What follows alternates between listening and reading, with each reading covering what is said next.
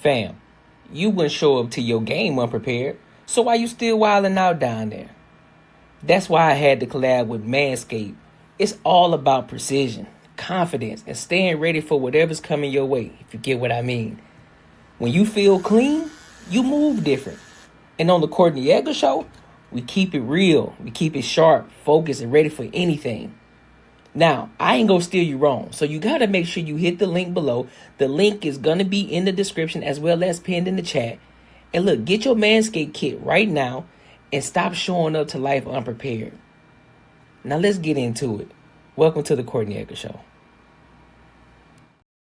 Yo, what up, what up, what up? Welcome to another show, one of the dopest shows on YouTube, where we talk about everything under the sun as long as we get back to the money, real conversations, and real solutions. I'm your host, Courtnee Edgar.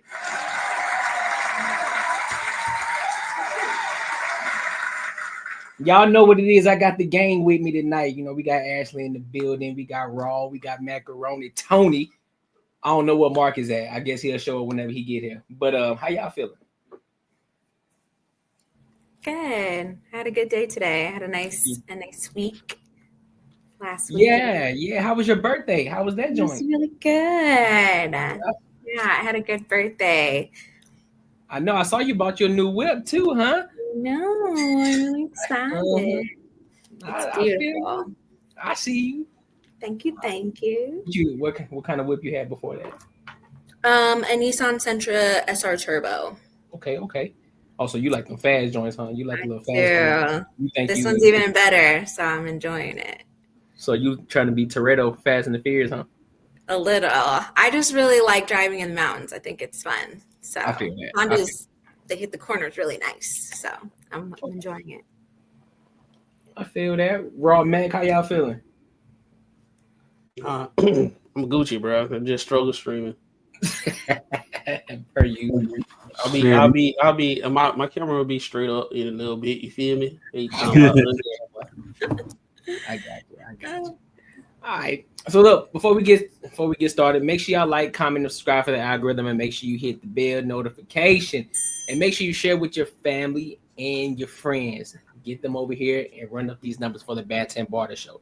That is the Banter and Barter Show. All right. So let's go ahead and hit the first topic of the night. We got this icebreaker.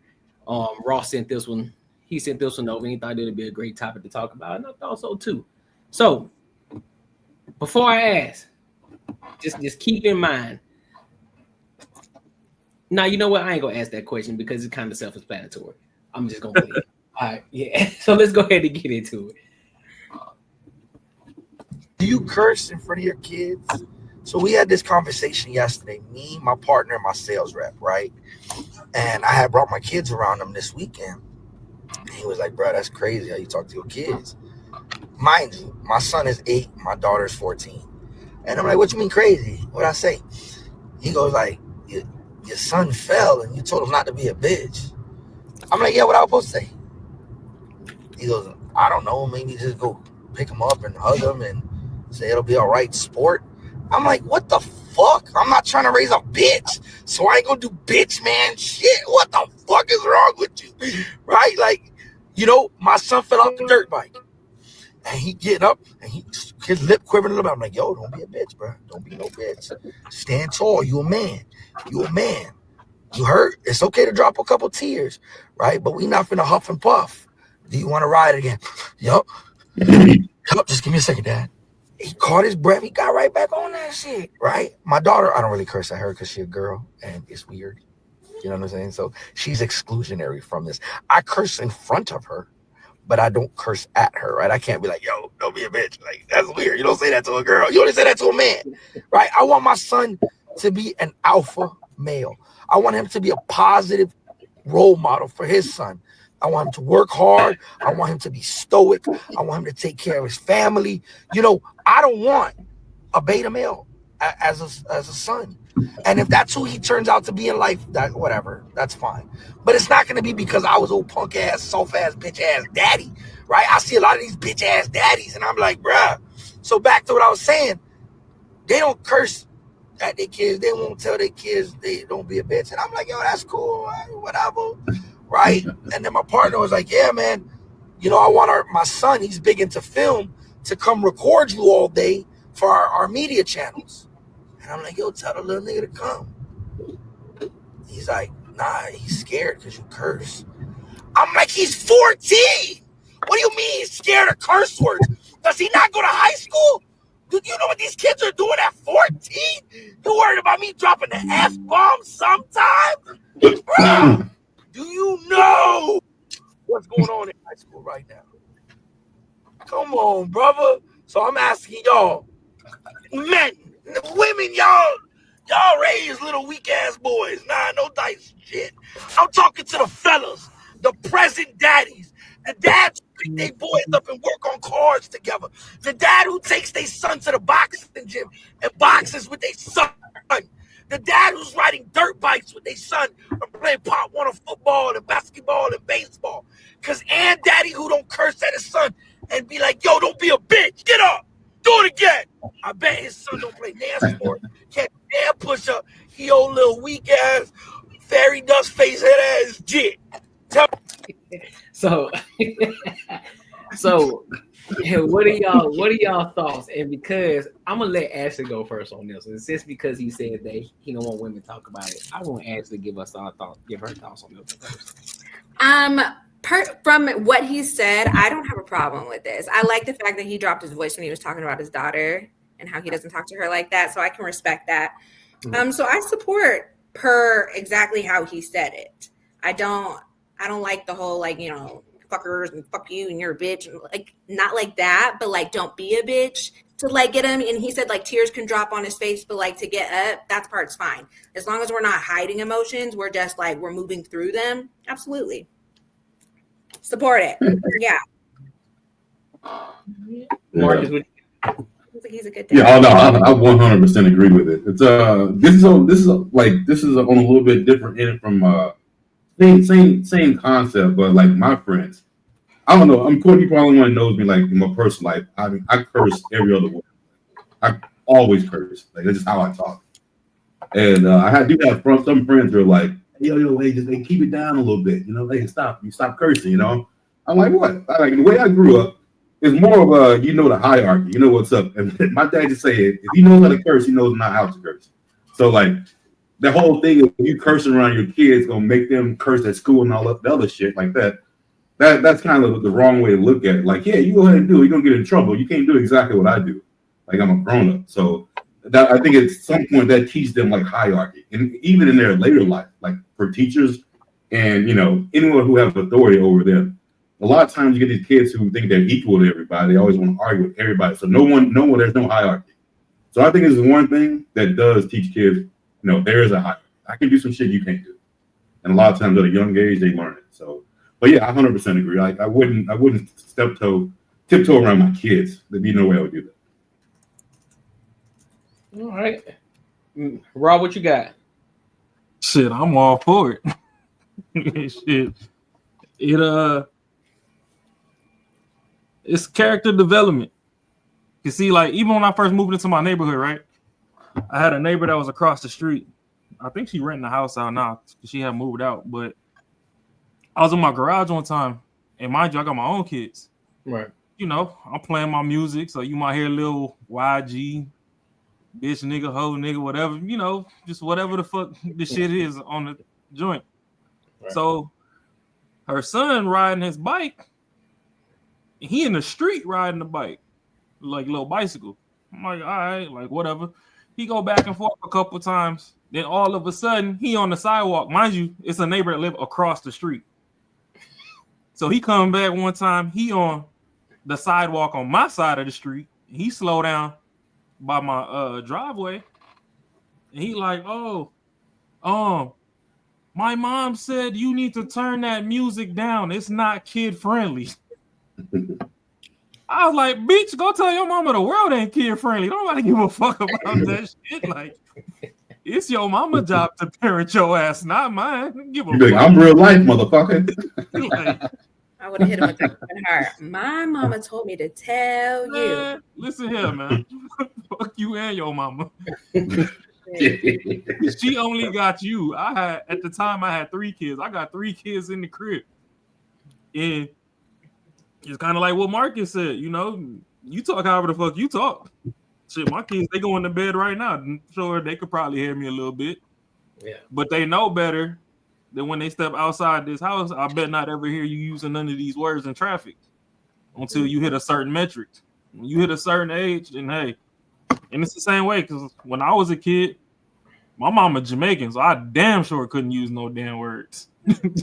But when it was time to go outside and play, once you 3 blocks away from home, the echo can't travel that far. She can't hear your voice no more. Dying. Shit. As a kid, motherfuckers were sailors outside. Right. You just clean it back up once you made it back to your street and hope don't ever nothing slip while you in the house. You better not ever play the video game and think your mom at the grocery store still and you over there letting shit fly while you streaming playing Halo or something. Boy, oh boy. That's a fact. You better know how to cut that mic off when she kick that door in because it's up. I would say the only part I disagree with is the fact that him cursing around his daughter. Shit, Well, I don't. Said it's weird. I don't curse at her. Yeah, I think he was. I think that's what. I think his wording was he was trying to say at because he's like, it's weird calling her. I'll say some shit like, "Hey, you pissing me off right now." Hey, Yeah. you pissing me the fuck off right now. So you better get out of my face. Yeah, he was saying he doesn't talk to her like that. He said it'd be weird. You still got manners. You got me fucked up. No. I still, hey, you pissing me the fuck off right now. You better get out of my face because you're doing too much right now, little girl. So yeah, I gotta give a little bit too. You know what I'm saying, on both sides. But all in all, I do agree with him. I don't see it as being an issue. I don't see it as traumatizing the kid or anything like that. It does build character at the end of the day, and them understanding like, listen, one thing is for certain, 2 things for sure. I better not hear you say it around me, and you better not be saying it out there in school or anywhere else. Just because I'm saying it, that don't mean you get to say it. You understand me? I personally am just a smidge different. I will let my kids curse, but only in the house. Oh well.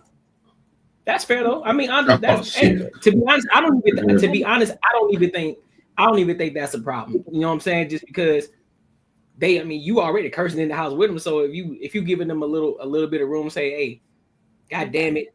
There's certain words I wouldn't let you, like if you say God damn it or some shit like that, like all right, cool, I'm not about to let you out here call your brother a cunt, but don't go overboard with it. You got restrictions on the curse word? You can let them curse, let them go at it. Hey, listen, bro, give them. I agree with it. I don't do it just because of where I'm from. Like I said, you and I from the South, bro. So we know you and I already understand that aspect of it. But I understand negotiation because I don't see anything wrong with it either, though. Yeah. I mean, hey, to each his own, man. Shit. I mean, you gotta do what you gotta do. But they still learn respect. Like, obviously, don't be cussing out, people unless they deserve it. But outside of that, so you can't do that though, unless they deserve it. No, because that'll also teach my child to stand up for themselves. Because what I won't do is just because you think that you're an adult, you're gonna talk to my child crazy. Nah. That's what I think that's where it goes wrong right there. My kid's gonna talk to you crazy, but there'll be balances, of course. Like, I'm very balanced myself, so I'll also be, teaching them when it's appropriate and when it's not. But we'll start off with no, don't do it, and then we'll move then. Well, you say if adult deserves it, but if adult deserves it, then every adult deserves it. No, because you didn't think that either when you were growing up. You knew not to say it. No, I'd rather say it in front of no adults. It didn't matter what the fuck they did. But you knew too. Also, you would know how to differentiate. From an adult and a kid, from an adult, yeah. But like if you did something, if you tell me at that point, now it's up to me if they did something wrong enough for me to curse at them. So now it's up to me. Like, so that'll be like a slippery slope right there. I don't know if it'd be. Let's not act like kids aren't smart. Like, they know. I'm not asking my 3-year-old to go out and cuss a grandma out. That's not what I'm saying. Well, but if you're 10 years old and somebody disrespects you, yep. Someone tries to grab you in the street, grab you at the grocery store. If you don't start yelling out a whole bunch of F's and hoes, absolutely. Okay, that's different. If someone trying, but they know the difference, and that's what I mean. If someoone trying to steal you, that's okay.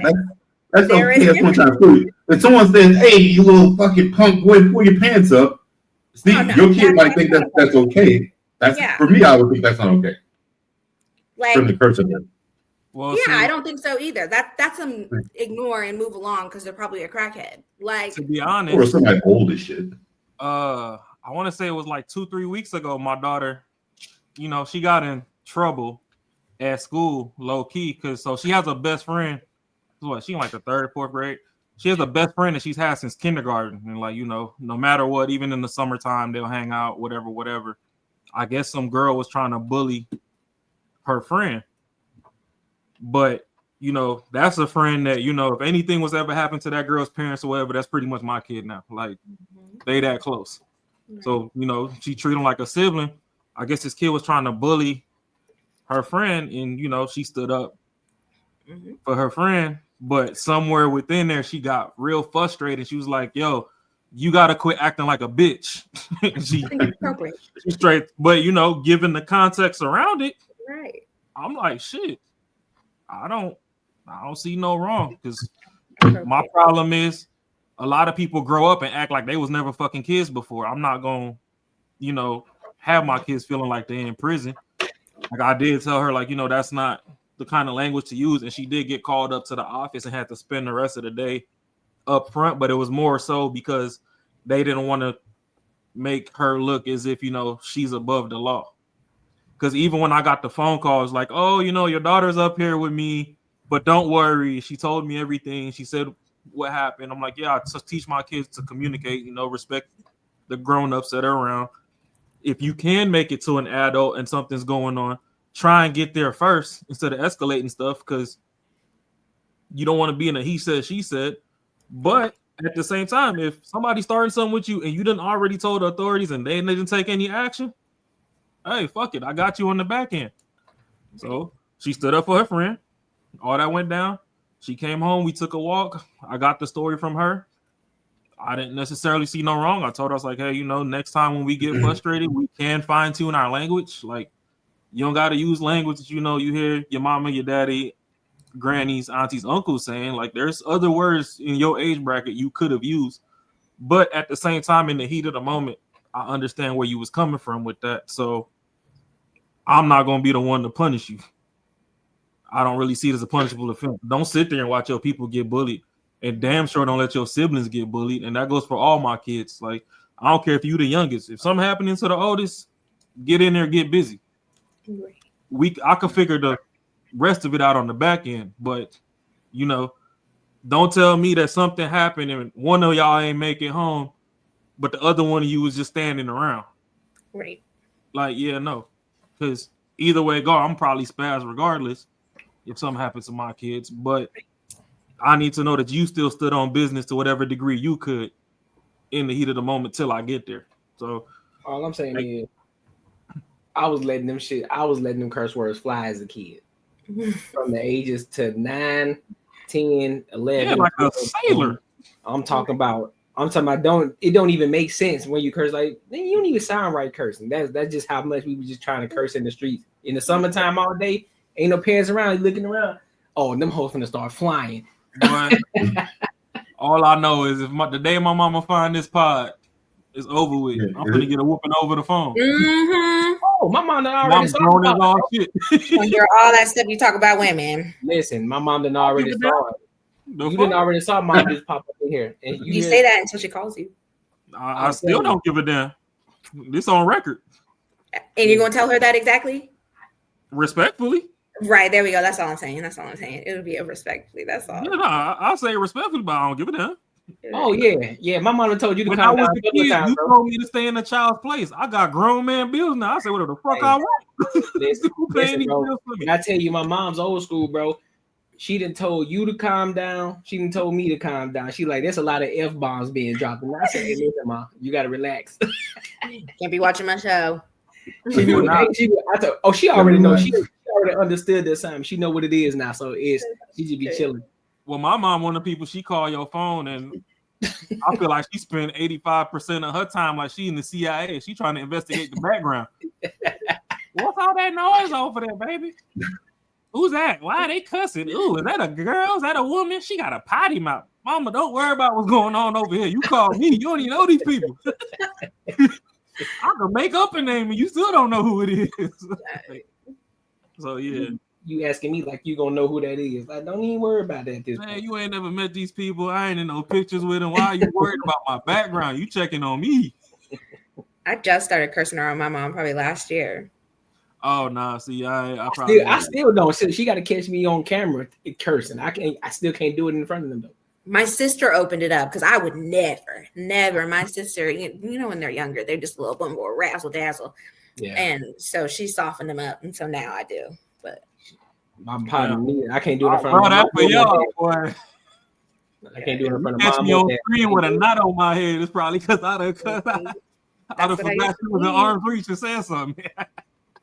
I'm still not as much of a potty mouth, but I definitely drop it. Sometimes I'll be like, "Excuse my language, mom," and then I'll give all of my curse words in my story. Go ahead and so I set it up. But, Damn. Any final thoughts on this one? Yeah, I mean, shit. Just if you a parent, teach your kids a healthy dose of boundaries. Like, don't alienate them. The world is fucked. You don't know what they learn when you're not around. So, what the whole point of being a parent is, curating a controlled environment to where you can control the variables, so that you can teach. Hiding shit from them, that's not really teaching. That's you preparing to crash out at that point. Right. Because the minute they get some freedom, it's a wrap. That's a fact. Yeah. Then if you teach them lessons in a real life situation, you even make it real life. I got this little pet peeve of mine. I was at the store the other day, and this dude, he was doing the right thing with his kids. Had 3 kids, and he was having them like pay for their stuff, whatever. And I'm behind him, and I'm all like, I would 100% been fine with that. But the motherfucker didn't say shit to me. He should have been like, "Hey man, I'm just doing some of my kids real quick.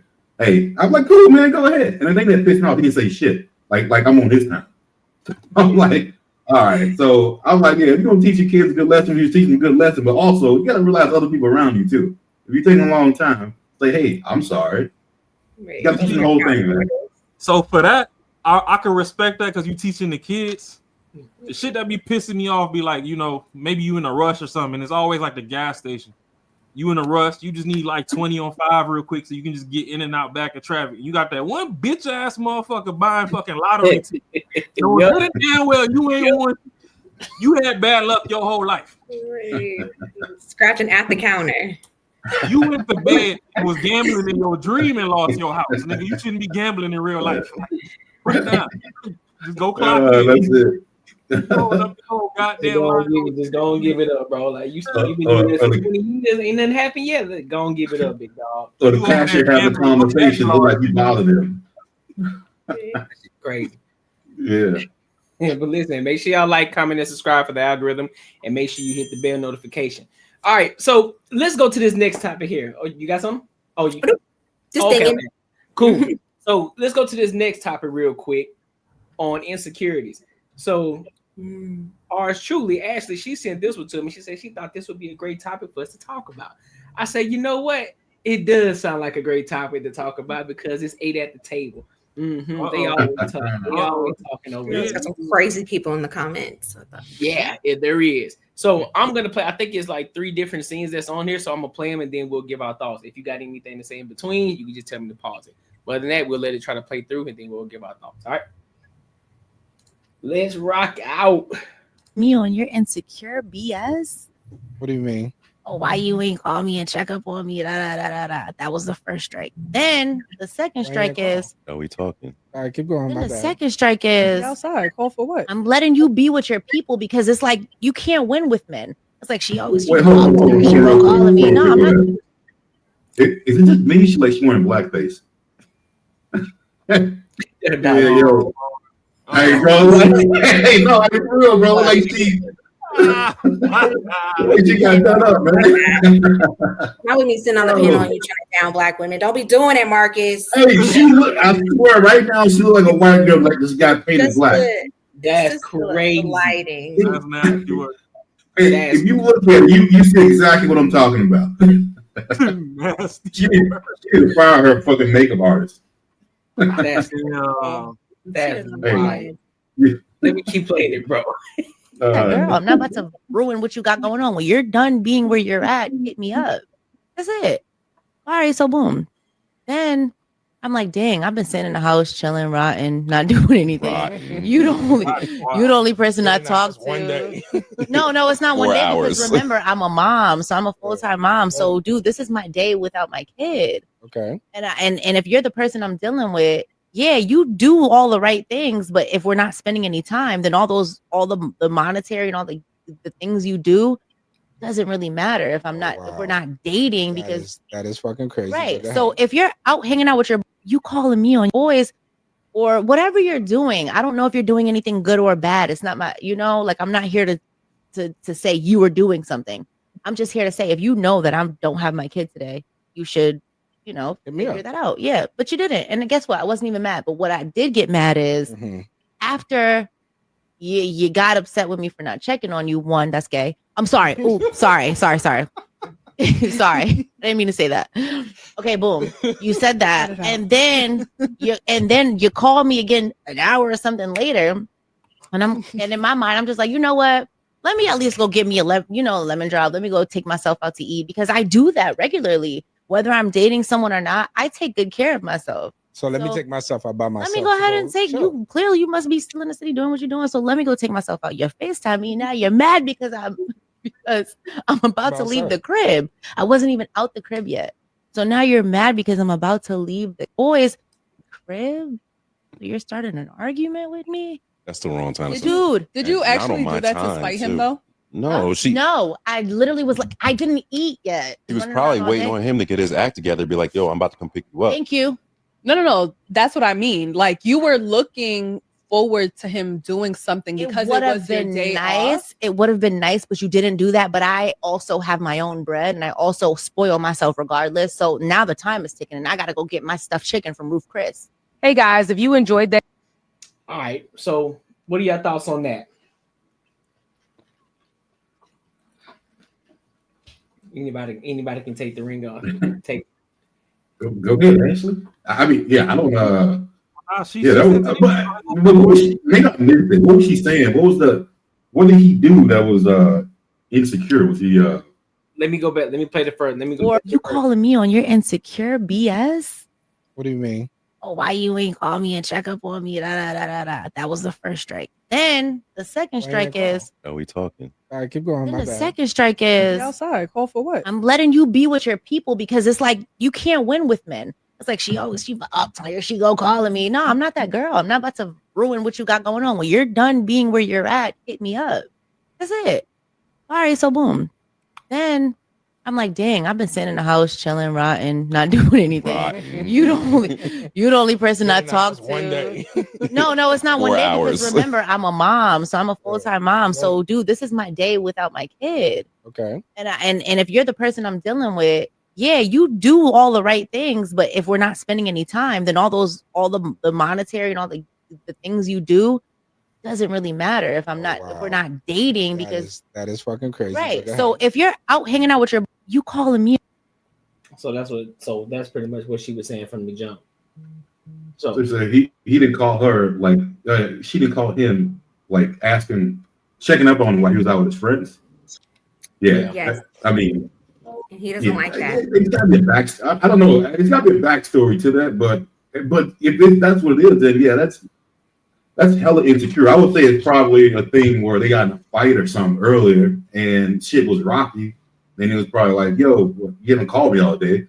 I mean, that kind of seems more realistic, but yeah, if a motherfucker's being like, yo, like if you out with your friends and you worry about like your girl calling you, then yeah, that's really insecure and that's definitely something that dynamic ain't working right. Something ain't right that you need to figure out. There's people in the comments that were like, yeah, I want her to call and blah, blah, blah, blah. I'm like, what's wrong with y'all? Yeah, I'm on her side on that aspect of it because I mean, if I'm out, I don't need what you calling me for. Right. Why you hitting out? If I reach out to you and say, hey, what you got going on? Just checking up on you, like, hey, you good over there? You straight? You need anything before I come to the crib?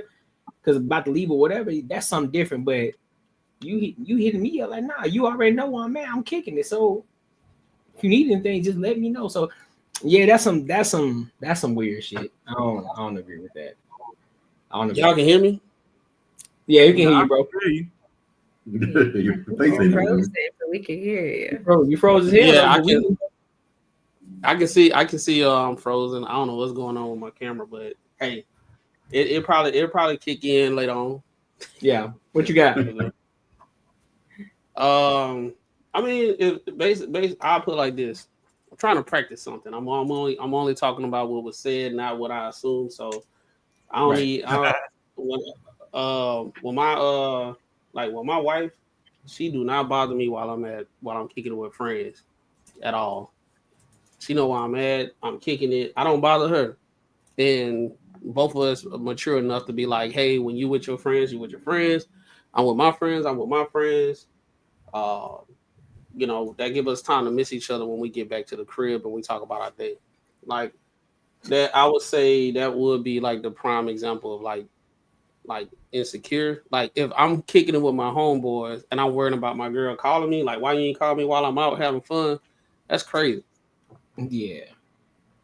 That will be like a real deal red flag for like say if the roles were reversed and I'm kicking it. Oh, she kicking with her friends, and she get home, she mad, and like what? Somebody beat you up or something? Like y'all got into it with somebody? Like no, you ain't called me while I was with my friends all day. What? Like what you mean? I wanted you to enjoy your time. I'm letting you do your thing because you know when you with your friends, it's different when you kicking it with your girl and you with your friends, and then when you with your friends without your girl. I ain't saying you out doing no crazy stuff. It's just a different vibe. Yeah. But I will ask this. But I didn't get it mixed up though. Didn't she also say that she was kind of waiting for him? Yeah, it was her day off, and so she was hoping that they would hang out. But he was busy, so she made plans because he was busy, and then he got upset with her for making plans, even though he already had plans. Crazy. Yeah. Have y'all ever been in a situation like this where you were the dude that was insecure? Like that? No. I've been in that situation. I've been in that situation before. I try to avoid them, but yeah. But this is the thing though. Like what I'm saying, all girls ain't too far off.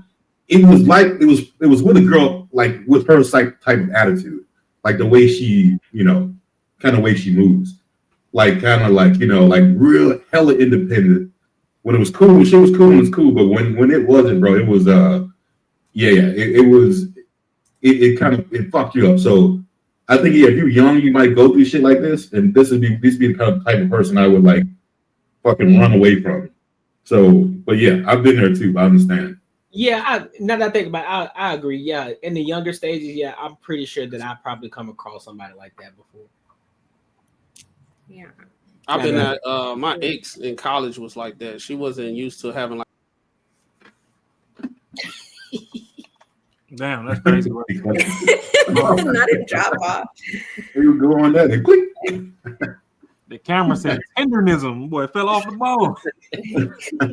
I do think it is hard for men when I date that, because I don't consider myself independent in the sense of like I don't want a man or that I don't like cater to my man and we have like a thing, but I don't need a man. And I find that is a struggle for men as of in my older years. Like men realize that I don't need them. So I do stupid shit to like make y'all feel like I need you, but like I don't, but I want you, so, yes, let's hang out. Let's go do dates and things like that. But no, I built my whole life for myself. I just want an inclusion of a man. I don't need one though. Well, that's what men do to y'all, right? What? That's what men. They do it to appease their emotions. They say, okay, well, they do this little extra shit just to make y'all feel good. They don't really care to do it. So it works the same way with y'all. So and that's what I'm saying. I agree with you. You know what I'm saying? Just to make them stroke the ego a little bit, like, oh, damn, she really fucking with me like that. So they're gonna give him a little ounce of a little pep in his step. Now he gonna want to do some more shit for you just because it's reciprocal energy. You know what I mean? Absolutely. So I get that. But I would say if she told the truth, I would say 99% chance she was checked out. like she didn't want. She was just going through the motions. Like she was pretty much checked out. Some other people said that in the comments, and I disagree.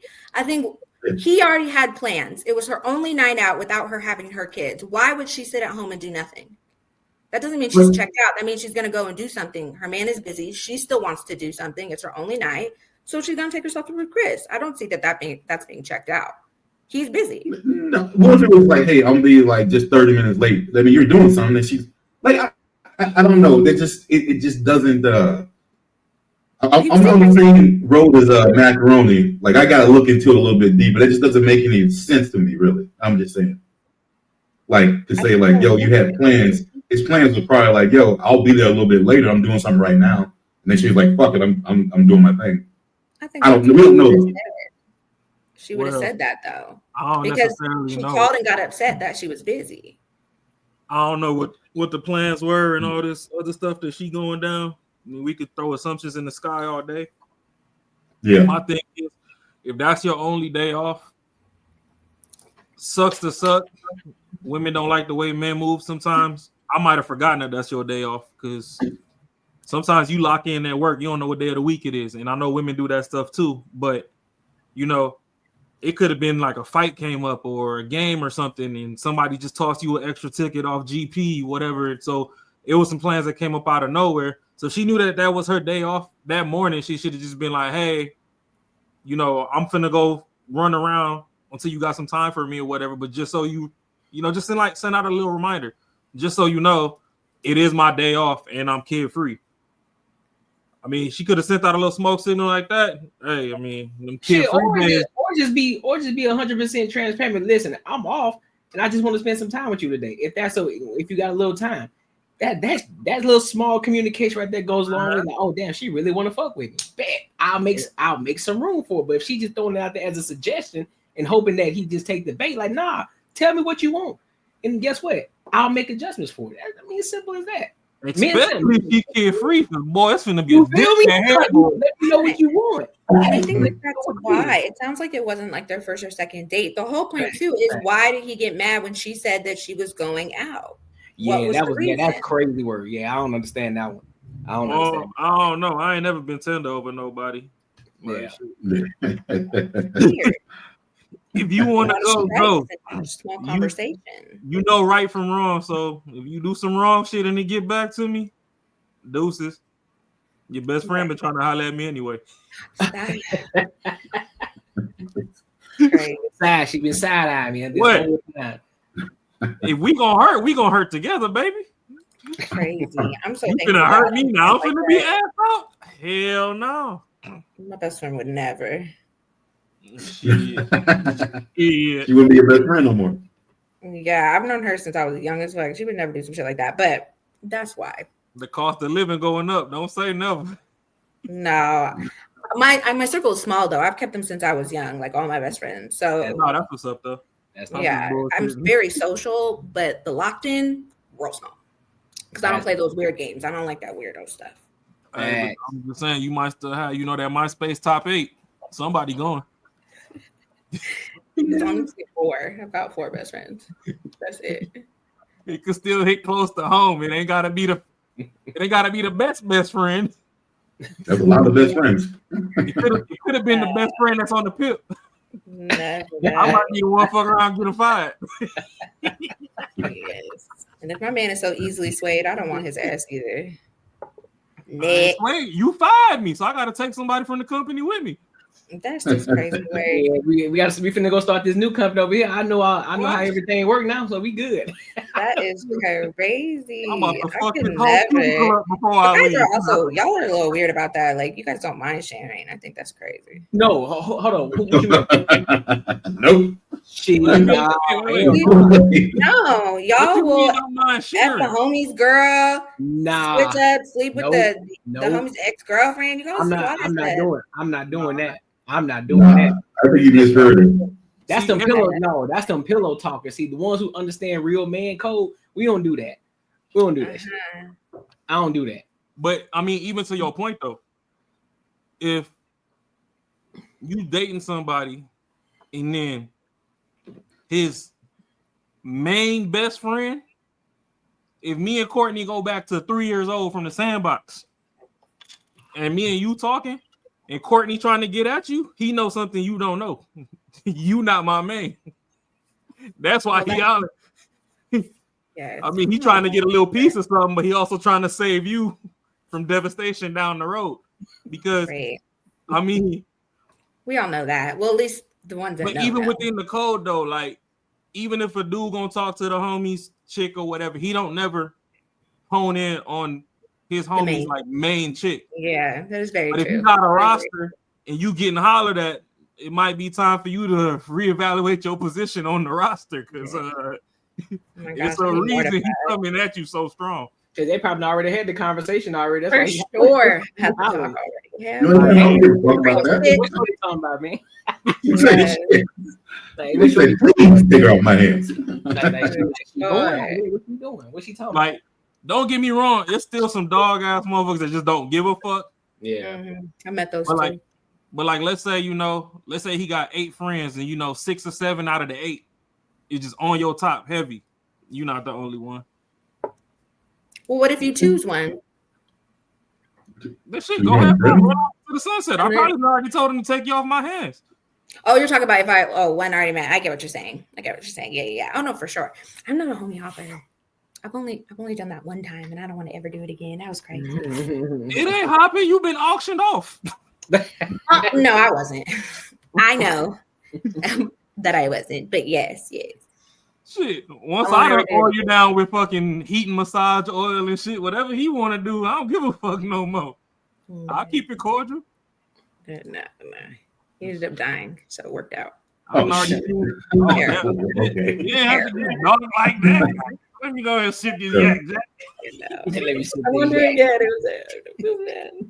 If you want to set myself in heaven, it's fine.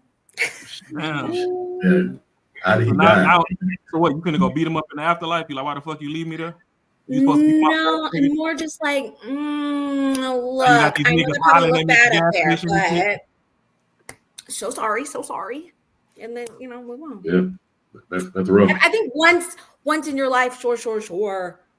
I didn't do it again. But hey, all jokes aside, condolences though. It's okay. Thank you. For sure. I don't think she really cared. No, I definitely did. That was my best friend. So I mean, whether she cared or not, I mean, she still lost a person that she invested some time into. So I mean, I'm a joke a lot. Yeah, I'm gonna be hard on these hoes online, but hey, depending on how close you could get to me, I might take care of you. You might be the little tax exemption. Type shit.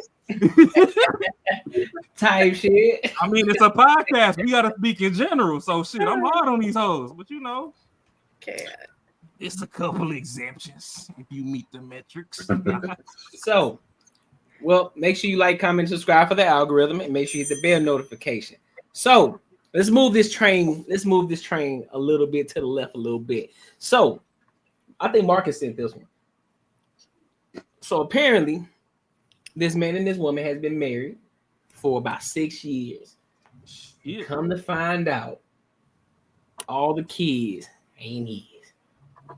Oh, yeah. That's a travesty right there. You hear me? So I'm erasing family trees, bro. Right, I'm telling you. So now I'm going to play the video, and then we'll give our thoughts on it because this shit is wild.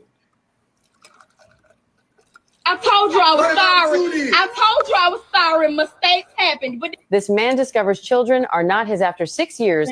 Confrontation erupts on Thanksgiving. A man discovered that the 3 children he had raised for 6 years. Did I hear correctly? What part? This bitch said, "I told you I am sorry." Mistakes? Yeah. You heard that correctly. All right, go ahead. I'll tell you to play mistake. Oh, okay. Yeah, you heard it correctly. Were not biologically his. The man learned the truth only weeks ago and has been struggling emotionally ever since. He reportedly asked the woman who betrayed him, along with the children, to leave his home while he tried to process everything. However, on Thanksgiving Day, the man's family decided to invite the woman and the children to the holiday gathering without asking him. They believe the kids didn't deserve to be punished and hoped the man would eventually accept them, even if they were not his biological children. When the woman arrived at the house with the children, the man became visibly upset. Witnesses say he rushed to the front door and blocked them from entering. He told his family he felt completely disrespected and said he was not ready to see them, especially after learning the truth so recently. The situation escalated into a heated argument outside the home as relatives tried to calm him down. The woman eventually left with the children after realizing the confrontation would only get worse. Someone defending the man's reaction and others saying the children should not be caught in the middle. What do you think? Oh shit! Who want to take this one? I'll go first. Okay. Yo, that is diabolical. Fucked up. His family did that shit, and you know it's had to be the cousins and all other shit, like the women. Ain't no way some other dude would do that, because I think only men will understand how fucked up that would be on that level. Women would never know that situation. Like it's not impossible. We're the only ones that would know that. But like, I mean, at this point, it really has nothing to do with the kids. At this point, those are her kids, but it has nothing to do with the kids. It's just a disrespect that her family didn't give a fuck about how he felt about the situation. He's going through it. That's one thing I hate about how some people want to jump into your shit, and just because they're on the outside, they think they know better versus them, the person that's actually going through the shit, and think they have better judgment on what should happen. So I think that's totally fucked up. I would definitely not talk to I have words out to my family for sure if they thought that was going to end any kind of way right. I mean, because in their eyes he's the bad one, but no, I mean that's just jacked up, bro. Like, I mean, even at the end of the day, even with the kid's gonna be fucked up. But that's their mama's fault. That's not his. So yeah, I think it's totally fucked up.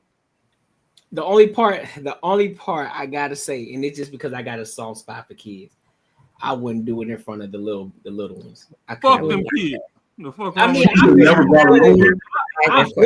I feel it, but that's just a soft spot. I got a soft spot for the little ones, bro. That's what I'm saying. That's any kid though. You know what I'm saying? That's traumatic. That's some stuff they remember. Give a damn. Listen, once I'm chilling, you know what I'm saying? Listen, do your thing, but understand, once everybody's out this door, we catching phase. Nah, I'm flipping. I'm not in front of the kids. I'm not doing that in front of the kids. No, I get it, but she should have known that wasn't. That woman should have known that wasn't gonna go well. I'm talking about for the two little ones. That's who I care about. It's the only two little ones. Kids, baby. Not all of them. Some of those are still his kids. I don't give a fuck. I understand the frustration. Valid. Absolutely. But that conversation, number one, they should have told him, like, you can either leave and these kids come or you can stay. They should have said that the kids are coming no matter what. That, I think, would have been appropriate because they've been around for 6 years. You want to know the soft spot I signed up for? That's messed up. They better not be some ass. Don't make me mad. That pink middle part. I knew it. And when you tell me that some shit came about that pink middle while I was with you and it ain't mine, fuck all them niggas. But some of those are your kids. I don't give a fuck. Now you don't care about any of the kids. See, that's why I find it unfair. Some of those kids are they don't deserve that. I would have had to go in the house when I cussed her out. They deserve it because it's a life lesson for them too. Why? Give me about 2-3 weeks for me to calm down. And the one that is mine, where that paperwork show that you mine, we can go out to Applebee's and sit and have a talk. But in the heat of the moment, fuck all y'all, because all y'all got me fucked up. Nah. I don't know who knew, who didn't. Nah, hell no.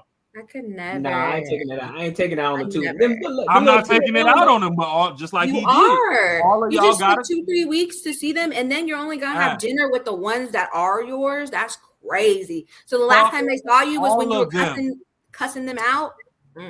Fuck all of them. No, I got another clip that I couldn't find this week, so I'm gonna send it in next week on some extra shit. We gonna cover that next week, hopefully, depending on how far the other clips is that we send in. But right now, just like Buddy did, hey, respectfully, I need to clear my mind. All of y'all gotta go.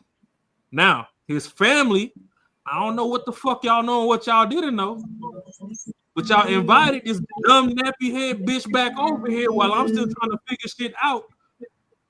At this point, these is your kids. I don't know who's mine and who's not. So fuck all of y'all right now. I need to fucking process. I don't want to give thanks with your lying ass. Yeah, she shouldn't have been there. She should have No, I known would have that. just dropped the kids off. I mean, I would never be in that situation, but I would drop the kids off. All of y'all niggas can eat turkey Lunchables for Thanksgiving until I figure this shit the fuck out. I don't want to see you right now. I'm sorry, not sorry. These niggas gotta understand, just like I said on the first. She look about 3. Talk about understand. What? That little baby looks about 3. What do you mean understand? All she knows is daddy's losing her shit and that she hasn't seen him in weeks. Which one? The one that's been The little one in the red. She little. Oh, I don't care. You was giving me that solid. pussy every week. You was out here getting nutted in by other people. I don't care right now. Yeah, fuck I'm not all doing of y'all. Yeah, I ain't doing that. See, we don't know if that's even one of the kids. Man, shit. Listen. I don't care about the one in the black, and I don't care about the other little one with the lip gloss on. The boy with the lip gloss on. I don't care about them. I'm pretty sure that's he definitely got lip gloss on. That's Vaseline. Nah, hell, that shit too shiny. He's like, yo, that's the one that's not mine. Yeah, but the one in the pink and the one in the red, nah, I can't do that in front of them. Fuck that little George Jefferson looking ass nigga. Get the fuck out of here. I ain't doing that. Don't talk about people's kids. I ain't doing that. Don't talk about people's kids. That's crazy. Why? What do you mean? Why? You have kids of your own. Don't be talking about people's kids when you have kids of your own. Listen, I disagree on that. I never lied to my kids' mom, and she ain't lied to me. I be clowning. Now you're out here blaming. You talk about people's kids. Calm down. I be mad at her. You can call her a whole bunch of bitches and hoes. No. Ash, I'm sorry, but all bets is off when she started lying to the motherfucker that was supposed to be providing and protecting for her ass. But that's to her. She drugged them kids into this. Look at that little nappy head. She should have put a do-rag on that nigga. Put a beanie on. Look at all that nigga got a 6 head. That nigga listen to Drake from the womb. Bro, that's a girl. That's a girl. That's even worse. Cut it out. She looks just fine. But a woman would never understand this situation though, because this is something you could never understand though. I completely understand Marcus, the anger and the frustration. What you mean you can't understand? See, they can't, because they can't. It can't be the situation that they're raising someone else's kids not knowing it ain't theirs. They can never be in that situation. Right, because we birthed them. Right. I can understand anger. I'm not saying that he's right invalid now in his anger. that as a kid, whether you mind or not, when you grow up, your mama's the example of how fucked up women are. I don't give a fuck if you hungry right now. Go eat that turkey motherfucking Lunchable. I might pack you a to-go plate. And if I get over it before that food spoil, you can have it. But for now, get the fuck out of here because I don't know why these dumbass bitches invited you. And I got to talk to they dumbass because why are we related if y'all so fucking stupid? Get the fuck out. No. I would definitely be mad at the family for sure. I'd be mad at the family too, but I would just remove myself. Inviting her here. So that means some of y'all fucking knew this shit before. Sure. They should have said something then. It should have been no tomato. We know Granny sit there with the walker like, ooh, that baby don't walk like my baby. Like something wrong. I don't think that's mine. And she done pulled her to the side like, hey, was you out there cheating? Like, oh, look, it was an accident. Then Granny over there like, bitch, you know it wasn't no accident. You was over there with your legs on his shoulders. So no, fuck all y'all niggas right now. Get the fuck out. Let me figure my shit out. Then once I regroup, because that's what men have to do. If men are the leaders, sometimes we got to go to our think tank. Let me regroup. Then I could come back and be like, hey, I know I traumatized the fuck out of you, but hey, you know, sometimes bitches is hoes and they trifling. Your mama fucking out here on some freak nick shit. And you gonna tell him? That's crazy. What? I don't. Yeah, I'll handle that. Yeah, I ain't gonna lie to you. I'll handle that situation mad different. Right. That's on y'all. Y'all can fucking be over there and act all fucking extra virtuous. Fuck y'all, nigga. Life is raw. This nigga said virtuous. Well, ain't nobody gonna be acting virtuous. Y'all niggas want to be Christian. Kids on some grown up BS. We virtuous. Hey, baby, I know you cheated on me, and I don't know which one of these 6 is mine, but we gonna get you a little coach purse. Let's go. I ain't gonna even be in the room. You lucky I ain't put your head between the washer and dry. All I know is I'm bringing everybody that I know who is involved in the situation. I'm bringing them to the room one by one. We finna get paid, but I'm not finna do it, and that's on the straight up because I'm not finna do it in front of the two little ones. I'm not doing it. I don't want them to see it. They don't need to see that. Man, that little one trying to grow here. They already got enough to think about. Fuck them kids. Nah, fuck that. I ain't gonna be the reason that they get tried. Nah, I'm gonna handle it different. If you don't want to feel You like gonna this get, but in here's the thing, 15 you ain't years, gonna get don't be handled. out here playing with niggas neither. What happened? I said Nah, them we little can't girls, explain. if they don't want to feel like they mama feel in 16 years, don't be out here playing with niggas Oh either. my gosh, who hurt you? Uh-oh. Here we go. Who hurt me? Here we go. God gave me the pendulum. I put a hurting on people. What the fuck you mean who hurt me? The who hurt you came out. Yes. That's You over here like relived it. I'm not Diddy. Matt, what you got, bro? Cause I know you sitting over there. You've been over there struggle streaming. What you got, Oh, bro? shit, that camera working. My boy. It's still slow though. So I seen this video before, but how I would go about it, I'll probably just spend Thanksgiving with another family. I'll just let everybody go ahead and do what y'all do since. So you had the side bay kids- already lined up? No. I go with one of my homeboys or something like that. I'll spend Thanksgiving with them or something like that. Obviously, I'm y'all blood and all that stuff, and the baby and the chick that cheated on me is more important. So at that point in time, there's a wedge between me and my own family at that point in time. So I'll probably just, because I already know, I don't know how I act if I'm in that situation. I'll feel like I feel betrayed by my own family, and I feel like to me, I feel like that the kid and the one that cheated on me, and that's not my kid, that's more important than how I'm taking the situation at the point in time. So I have to remove myself from that situation and let y'all do what y'all do. And basically, okay, they'll be mad, but at the end of the day, that's some messed up stuff. Y'all supposed to respect him, and y'all supposed to move how he move. If he don't want nothing to do with it, y'all need to stay out the business until it's cleared. No. Right? If he say it's cool and all that type of stuff, fine. But like until then, y'all my family. Y'all know she cheated. It's not my kid. Y'all not supposed to have no contact with that lady whatsoever until stuff the dust settle. So I think the family wrong. I think the woman, she know that that's not his kid and everything. She still showed up. She wrong. She don't have no morals at all.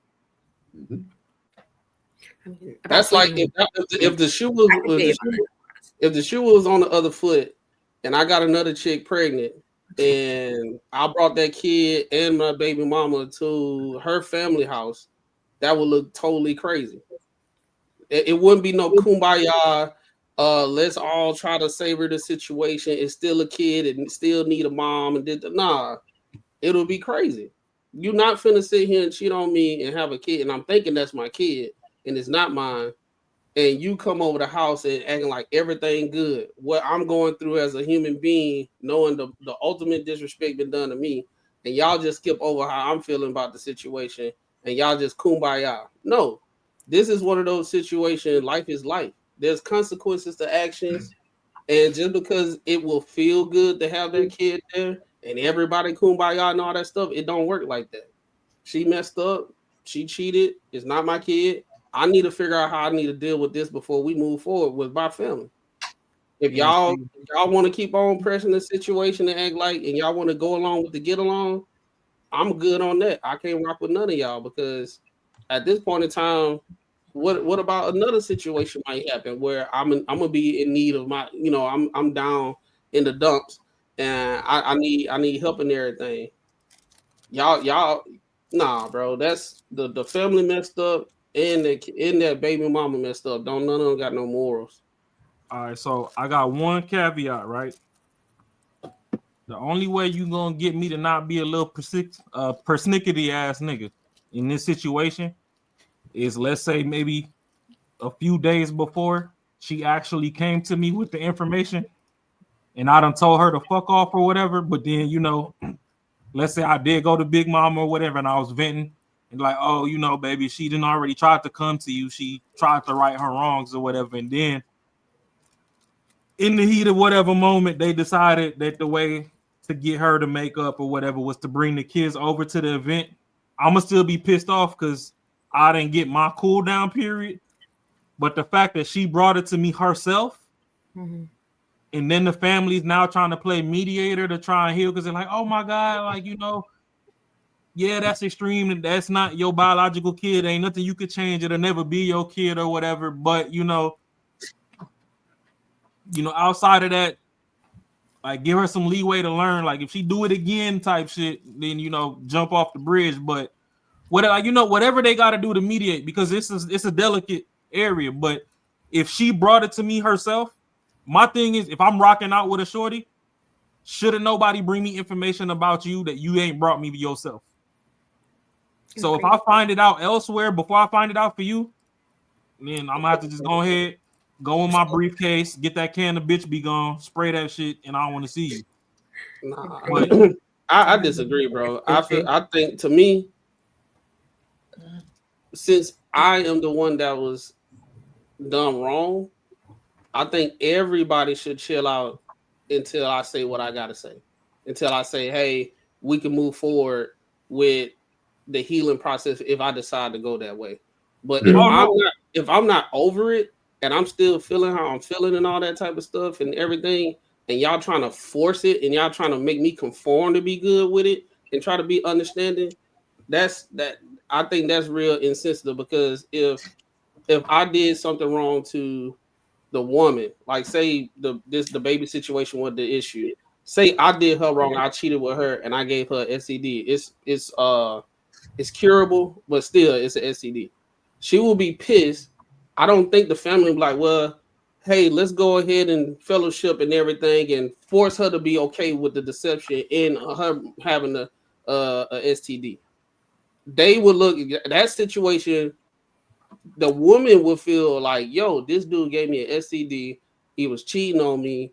I could have probably had something that wasn't curable, but thank God it wasn't. I need time to decompress this situation. Y'all are forcing me to decompress it and move on just for the sake to go along with the get along.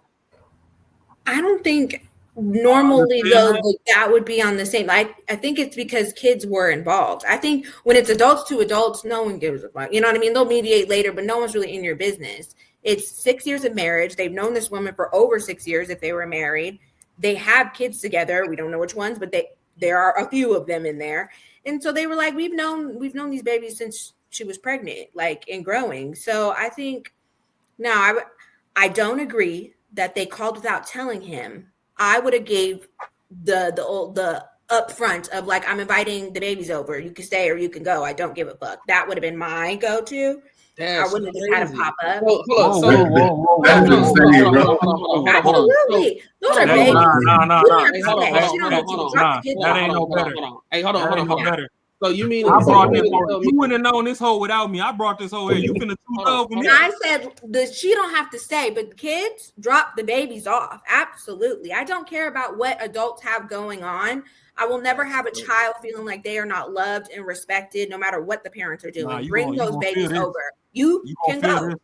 The babies are coming. I don't care. I don't play about kids. Hold on. See, that's the thing, bro. Like, that's the situation at hand where men's experiences and how they did wrong, how they get done wrong is invalidated. And then when that, like you say, you don't give a fuck about how he feel and everything. Hold on. You don't give a fuck about how he this, what, and there, whatever. The kids come over. And then as time go on and he had to witness his own family not giving a fuck about the situation at hand, it's not his kid. Y'all will be the same one to say who hurt you later on when he has his worldview based off his experience. I had this situation, I felt some type of way, and this and the third. They didn't call me, they showed up just random or whatever. And now you wonder the reason why I have this kind of scope on how women are in the general sense, right? Because then it'll be who hurt you. I'm like, well, a woman, she had a baby, it's not mine, right? It's not my kid. My family turned their back on me and just invited, like, everything good to go. And they rushed my decompression about the situation. And I literally had a woman say, well, I had my sister say, well, they can come on my house. I don't give a fuck. Y'all deal with what y'all got to deal with, but the baby is more important. I'll be like, all right, I see what's going on. Because at the end of the day, that's still not, okay, 6 years, that's cool. But at the end of the day, That's not his. That's not his kid. It's not a situation where the kid not giving no love or nothing like that. The woman can go to her family and have the kid there because that's her biological kid. She can go to Thanksgiving with her family and everything. We need to go with my family and everything. We got to get this shit settled first. Like, you mean tell me she can't go with her family until we figure this shit out? I hear what you're saying. Your feelings per me, if it was in a situation of like that, and like I said, I would let him know. One day of you feeling that I'm not here for you because I wanted to invite your kids over to something that they're used to doing every Thanksgiving. Not this kid. This is what I'm telling you because you played it out, so I'm playing it out for how I'd move. All right, One day of me. Can I say something before you play it out? Go ahead. So here go my thing, right? In your context that you just spoke of before Matt gave a little eulogy on top of that, right? You said that you not finna play about them kids, right? Right. Do you know why men get hurt so much when they get cheated on by a woman that they believe in? Because we don't play about our bitch neither. Right. So you played in my face. So right now, you and everything that came out your motherfucking coochie hole or below the belly button, if they got cut out, I don't want to see right now. I get it. My family disrespected me by not taking care of my well wishes and bringing you around. It's nothing personal with those kids, to be honest. It's nothing personal. And I genuinely do not give 3 fucks how they feel. Because even if all 6 of those kids was mine and something happened to where I couldn't provide and we was all out on the street, they gonna still feel like shit regardless because the people that's supposed to be taking care of them got them out on the street. But y'all not on the street. But your mama, this bitch, played in my motherfucking face. Why is this bitch here? Yes, I So hear no, what you're saying. you and everything that came with you got to get the fuck out my face right now. And my family, respectfully and disrespectfully, for y'all going behind my back and not talking to me or trying to come with some logic or whatever, or be a therapist and all this extra shit that y'all be having going on and not coming to me. But y'all went to this bitch and brought her in my face knowing I'm not, I didn't find a grounding with this situation. Fuck all of y'all. All of y'all gotta go. Go take this fucking Thanksgiving dinner to the park. Get you some picnic blankets and Yogi Bear this shit. But right now, get the fuck out of my face. And I don't care how nobody feels, because clearly y'all don't give a fuck how I feel when y'all did this shit behind my back. But go ahead and I feel you. That's what. Well, I do understand what you're saying, and your feelings are valid on some of them. But like I mentioned, I would say something up front, and I understand, because if it was flipped on me or whatever, and my baby daddy had brought over his child and the baby mama and just popped up, and I just found out about it and stuff like that, I'd be hella upset as well. Absolutely. I'd probably exit myself. My family would never do some wild shit like that, but I would exit myself. But like I said, I'm saying the babies have been around. Now, what you're saying, Mac, about like, can she go to her own family? If that was an option, absolutely. I would do to my own family personally. I would never do something like that, but personally I would. But I'm not about to sit up here for some stuff that I have going on when the family especially asked me to drop the babies off. Like, no, have the kids. I get what y'all are saying. You're going to be upset about it. Sure. They should have said something. But kids don't need to know adult drama. Like, I don't care, whatever it is. They don't need to know. They're babies. And they're babies until they're old enough to understand and recollect to where it's not traumatizing as fuck. Like, I go through a fuck ton of therapy. I'm not about to do that shit to my kids. Fuck no, I don't care. No, the thing about it is they don't have to know, right? The issue at hand is, let me ask you a question. Do you think that whole situation would have happened cordially if he was there without the woman knowing? He just said, you know what? I'm going to just chalk it up to the game. I'm going to chill out. I ain't going to say nothing. You don't think the elephant, the tension, and all that stuff will mess up the experience, even with those kids being there? That is a whomever. Even if it was me, those are still my babies. I might be pissed that one of them's not mine, but I raised those motherfuckers. Like, I raised all of them. No. Fuck all y'all. Like, so yeah, I'm mad and I might be a little bit more quiet, but I'm never going to sit up here and not hug my child. I'm never going to sit up here and not kiss my child. When yes, you sitting over there talking about this. Your kid comes over here and tries to hug you. You're going to tell him no. What you saying right now is almost be like, almost be saying that I would rather have a natural birth versus, you know, getting a C-section. I can never have a fucking kid. So it's easy for me to say that shit.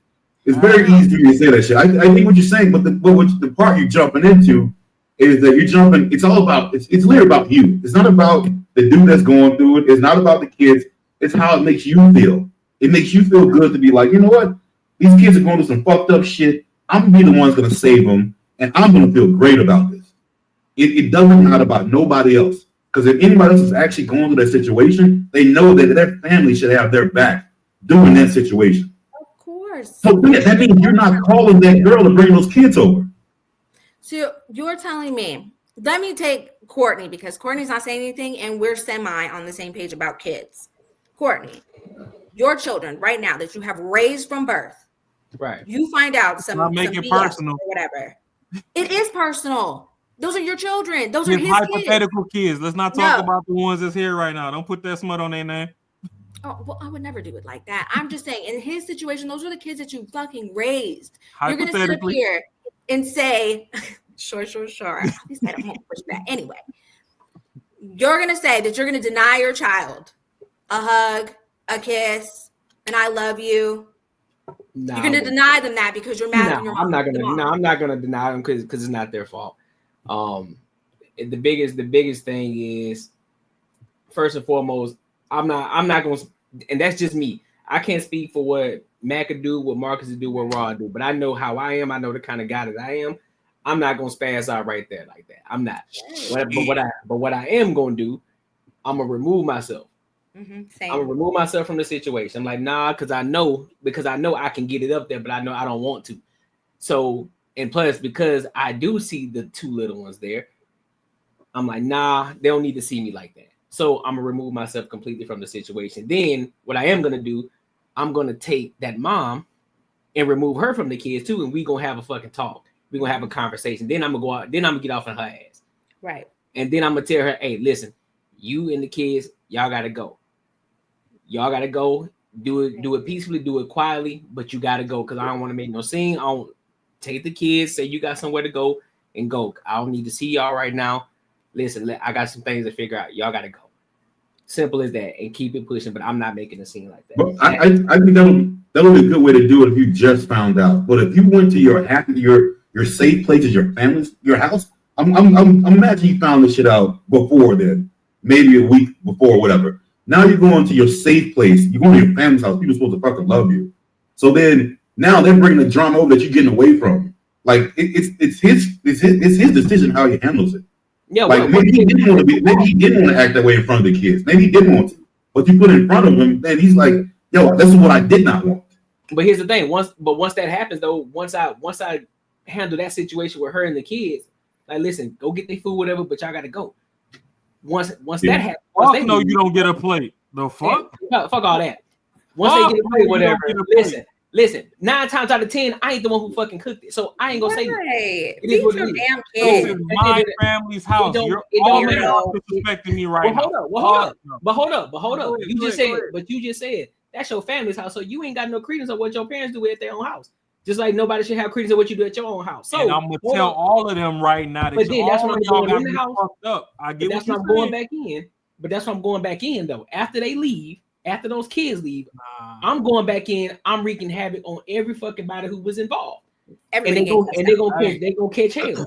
But that's I'm not gonna spaz out like that. But no, check this out. Even if Shorty got to go to the driveway for a little bit, so I can slam this door and get my folks together. You not getting the plate right now off the rip, bitch. Go outside. You over here worried about food. Just petty as hell. Petty. Yes. You can't even feed your own damn kids. There are 3 top tier petty New York City niggas that you know in your lifetime. That is unbiasedly Raw, 50 Cent, and Donald Trump. You are absolutely fucking correct. Mm-hmm. I'm gonna tell you one thing. Hold on, Mac. I got you right now. Hold on. And now, as far as them kids, I'm not going out of my way to show none of them niggas love. Now, if that door open and that kid bombs towards me and comes and hugs my leg or something, I'm not gonna kick him off me. But I'm gonna be taking steps backwards. Like, y'all need to get these little motherfuckers. I need to decompress. That's crazy. You want to talk to your kids No, like that? it's not that. See, it's not that crazy. I understand you're mad. I get that. It's not Those are that your crazy, babies. but I don't know who's Actually, known the not. lie. I think All he I know- does know which one is his and which one isn't. No, but It'd just be there like one of goes- them's not yours and you don't know. Like I'm pretty sure but they already there had a goes- conversation. I don't give a fuck right now because I don't know who was in on it and who's not. I need to decompress. Y'all need to respect me in the heat of the moment as well. Right, I get it. So I think it wasn't brought to me never done before that, and my it's brought to me on this day, and then they invited after I was like, oh, they like, oh, hey, all right. Hypothetically, being that we don't have too many names to throw out, hypothetically, it's me and Ashley, and she had a kid on me, and we was already 4 deep, and the last 2 ain't mine type shit. No, I'm just saying we don't know where. Hear you, but damn. No, I'm just saying, but yeah, we don't know where they fell or whatever. But and then I go to my people and they like, oh snap, it's Thanksgiving, whoopty whoopty whoop. Where's Ashley? I'm like, I ain't trying to talk about it right now. She did some fucked up shit. Like, I just told her to go be with her peoples. And they're like, oh hell no, like we know her since Lil Man. You got a junior with her. Like, she gotta be over here. Then they hit you up behind my back and you pull up. Oh fuck no. But I would also let you know. I'm not the type to do some shit like that either. Like I'm gonna text you and tell you like your family give me a like I said, and this is stamped in stone. I'm petty personally. So in the heat of the moment, until I gather my bearings, for me, I understand where Courtney's coming from, and it's a noble place. I understand where Mac is coming from. I understand where Mark's coming from. I understand where you coming from. I'm not disregarding anything y'all got going on. But my toxic ass project hood growing up, bouncing place to place ass nigga that struggled to find stability my damn self. And I thought we was stable and we was locked in, and now you hit me with this curveball. I need all of y'all respectfully to back the fuck up from anywhere that I'm at. Yeah. Until I'm grounded enough to come back to you and be like, hey, you know what? All right, bet. I get it. We took a break, whatever it was, and you fucked around and got pregnant. I don't really like it. I'm gonna tell you right now. I already thought this little nigga was weird. Now you confirmed it wasn't mine. I'm gonna still be here. It's gonna take time for him to grow on me now that I know that he for sure ain't mine. But that was your last. That was your last strike. I can appreciate how crazy you are, but you still got a little grace in you. I think because from my understanding, when I saw the video, I'm not going to say he was the most calmest person in the beginning, but I don't think he was doing too much in the beginning until I think what it was. And I think sometimes when we watch videos, we like to go at it as far as you're thinking about all the different options or variables that you could take within the situation instead of being in the moment and going through it in real time. I think in real time, he was like, I'm going to 1, 2, 3, my base is free, which is my family, to get away from this stuff until I figure it out. The family went behind his back in real time. He's collected information. It's like, yo, damn, even my own family kind of messed over me. And they didn't tell me they invited her. And as he's trying to navigate through the conversation, he said, look, I ain't trying to do this, X, Y, Z, blah, blah, blah. The family started attacking him. And then I think that in real time, he really, really got real frustrated. Like, I can't even believe my own family is making me out like I'm the one that's tripping when it's not my kid. So it's one of those situations. It's unfortunate that the kids are there. Now, I will say, right, we trying to put it on the man to calm down and don't do this in front of the child. I will put the more onus on the family and the mom because they should have known that this probably could happen. You literally threw the kids into the situation when it's not the best environment right now. You literally did that, right? And the thing about it is we can sit here and say, well, I probably would have hit them up before and everything. We're talking about what happened in the video. Right. We're talking about what happened in the video. So in real time, the family, the cousin, the baby mama is not his kid or whatever. They put those kids in the environment when it was no understanding established.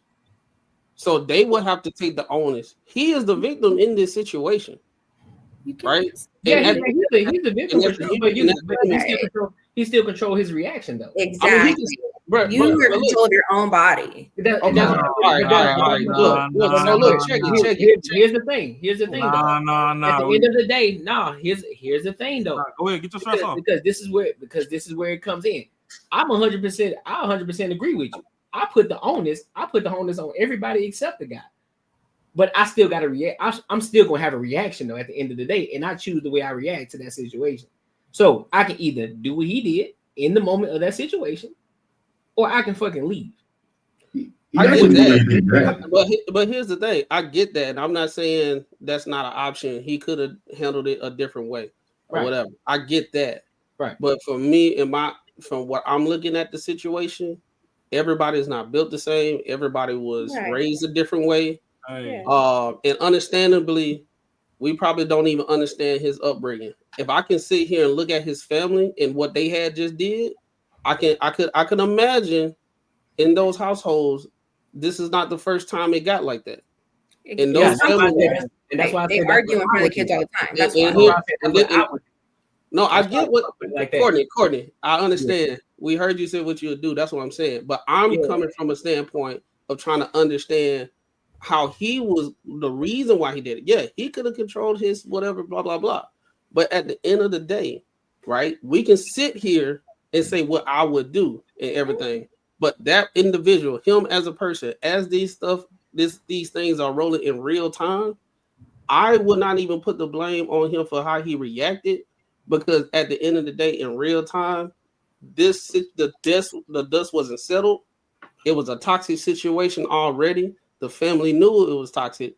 The baby mama knew it was toxic, but how they wanted to have a good time and a good Thanksgiving overcompensated what needs to be happening as an adult. The addressing of the situation as an adult, they didn't address it like adults. All of them didn't do it. And the guy that's the victim, we sitting here like, bro, you should have handled that a different way, where everybody was against him. Sometimes, and I've seen it in real time. That's why I gotta be fair. I done seen things in real time. But hold up, that's why I gotta be fair, because I would do the same thing in a situation when it's about a woman. I would say, look, this is how short we say this shit all the time. When there are women in situations like Shorty, you putting yourself in certain situations, you wearing certain type of clothes, even though we can blame it on. We know, like, look, we know these are crazy. It's some crazy ass niggas out here in this world. So we trying to tell you, in order to minimize that situation, you got to be responsible for the things that you do and how you respond. So the type of clothes that you wear. So therefore, this is the same thing that I'm doing in this situation. Now, again, I'm not saying that's just like me saying, well, basically what you say, you're taking the onus away from the men. No, I'm not, because we already know it's crazy niggas out here. But there's preventative measures too, right? But in this situation, everybody, the mom, the parents, whoever else was involved in that situation, they all are wrong. My only thing is I put myself in his shoes and how I would react in that situation.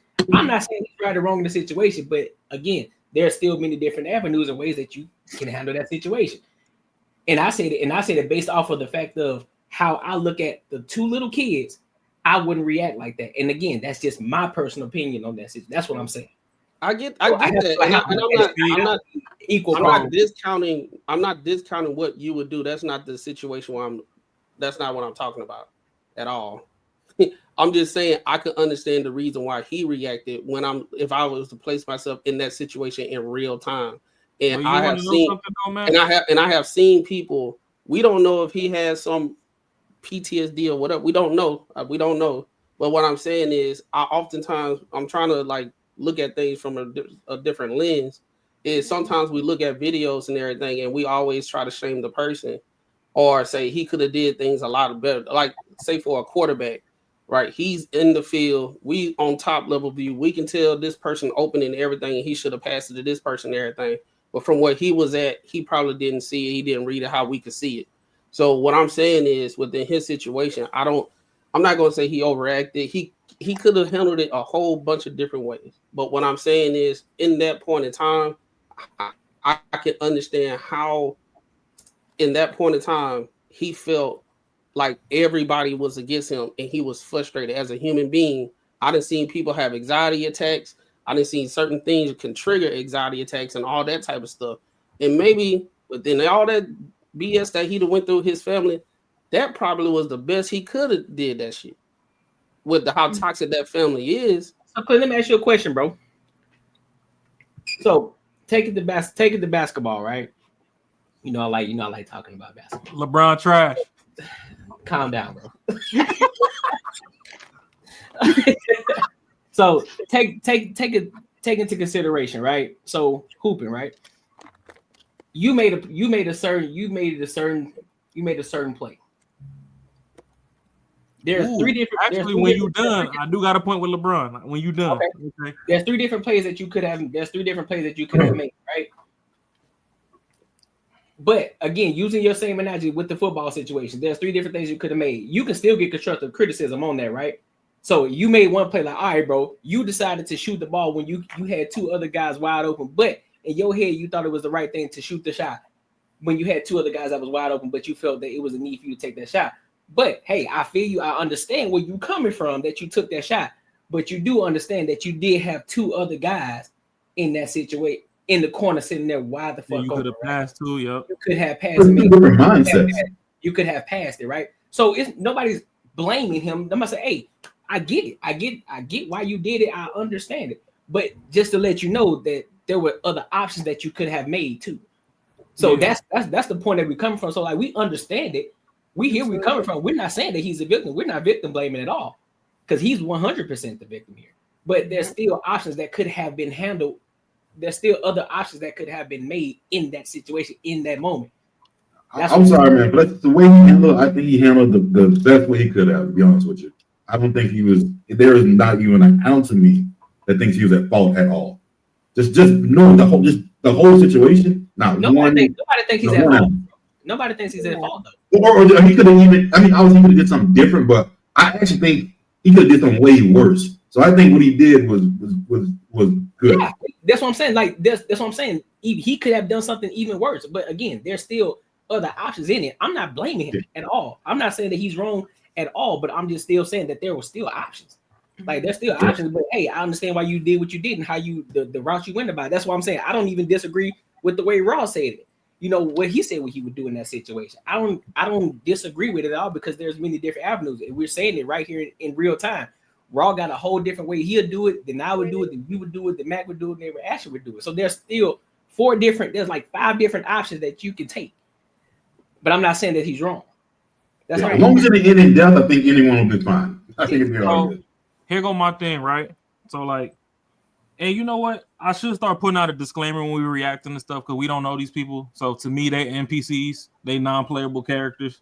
So yeah, I might be cracking on whatever. And honestly, I'm not gonna hold you. It's 75 to 80% of people, y'all be having kids and y'all kids be ugly as fuck. I'ma just tell you, newborns, some of them babies, they gotta grow into themselves. They be ugly when they hit 2 or 3 years old. They do be looking crazy. So some of these babies be looking like they from another constellation. Fuck a planet. Like y'all need to from another day. It's crazy. So it's no disrespect to anybody personally. So if you ever trip up and come across Banter and Barter, I do hope that you like, comment, subscribe. You can holler at me in the comments and we could go back and forth or whatever. It's no disrespect to you. But if you got a baby alien, I'm gonna just say you got a baby alien in the heat of the moment. That's my observation. But when we bring it back to the basketball, you wild as hell. When we bring it back to the basketball, right? It's just like us fans. Like, don't get me wrong. I never really cared to be a fan of teams in modern sports, no matter what the sport is, because I already knew behind the scenes before shit started getting leaked on all these gambling rings and all that. I made my own observations to realize, like, okay, some of this shit is rigged. Like, some of this don't really make sense. Like, don't get me wrong. Katrina hit New Orleans. That was cool. The Saints was on a hell of a tier. But I kind of feel like, y'all needed to get y'all city spirits built back up, and that's why y'all won the Super Bowl. Like, that's just me. Like it, love it, hate it, it is what it is. So I've seen certain areas go into certain depressions, and sometimes your team win just so it can bring the spirits back up. That's just my observation. Way before all this gambling and mob ties and all that. Whoop-de-doo. We can get into the Jordan and LeBron. Okay, Jordan quit because of XYZ, whoop-de-doo. And it goes to the same thing with LeBron. It's like, okay, we thought he was going to be the Cavaliers' hometown hero. Then he up and left and went to the Heat. I'm not going to hold you. I was a LeBron fan, and I still am. Don't get me wrong. My ranking system, I still probably put him up there in the top of the top, but it's like, I'm going to still get some jokes off just because he's super brolic compared to all the other players. Like, yeah, Kobe and Jordan were some lean people in comparison to Bron.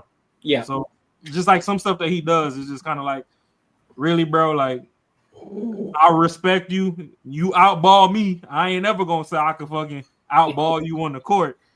But it's just some things I feel like, should have never been tied to your name. But at the end of the day, it came out after he went to Miami that, it was a player on the team trying to holler at his mama or, allegedly. Oh, Delonte West? Yeah, so, so it's like even in that situation, y'all want me to be the king of the Cavaliers, king of Cleveland, but how am I supposed to stay? How y'all gonna tell me how to feel about me catching somebody in my mama DMs that I play with? I gotta see you in the gym every day. So that's kind of where this come back to it. It's like, yo, I need to separate myself from Shorty so I get my bearings. That's like me saying, hey, bro, I'm trying to figure out, I don't want to do team practices no more. I want to practice by myself. You let me come in, 2 hours early into the gym. I get my practice out the way. Then text me when y'all cleaning up and leaving, and I'll come get another 2 hours in. And then, coach agrees to that, but then you come and coach fucking call the whole team in early.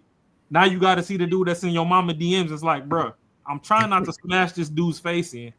I'm trying to be cordial. I can understand if we got to play a game against another team, but me practicing is my detoxing.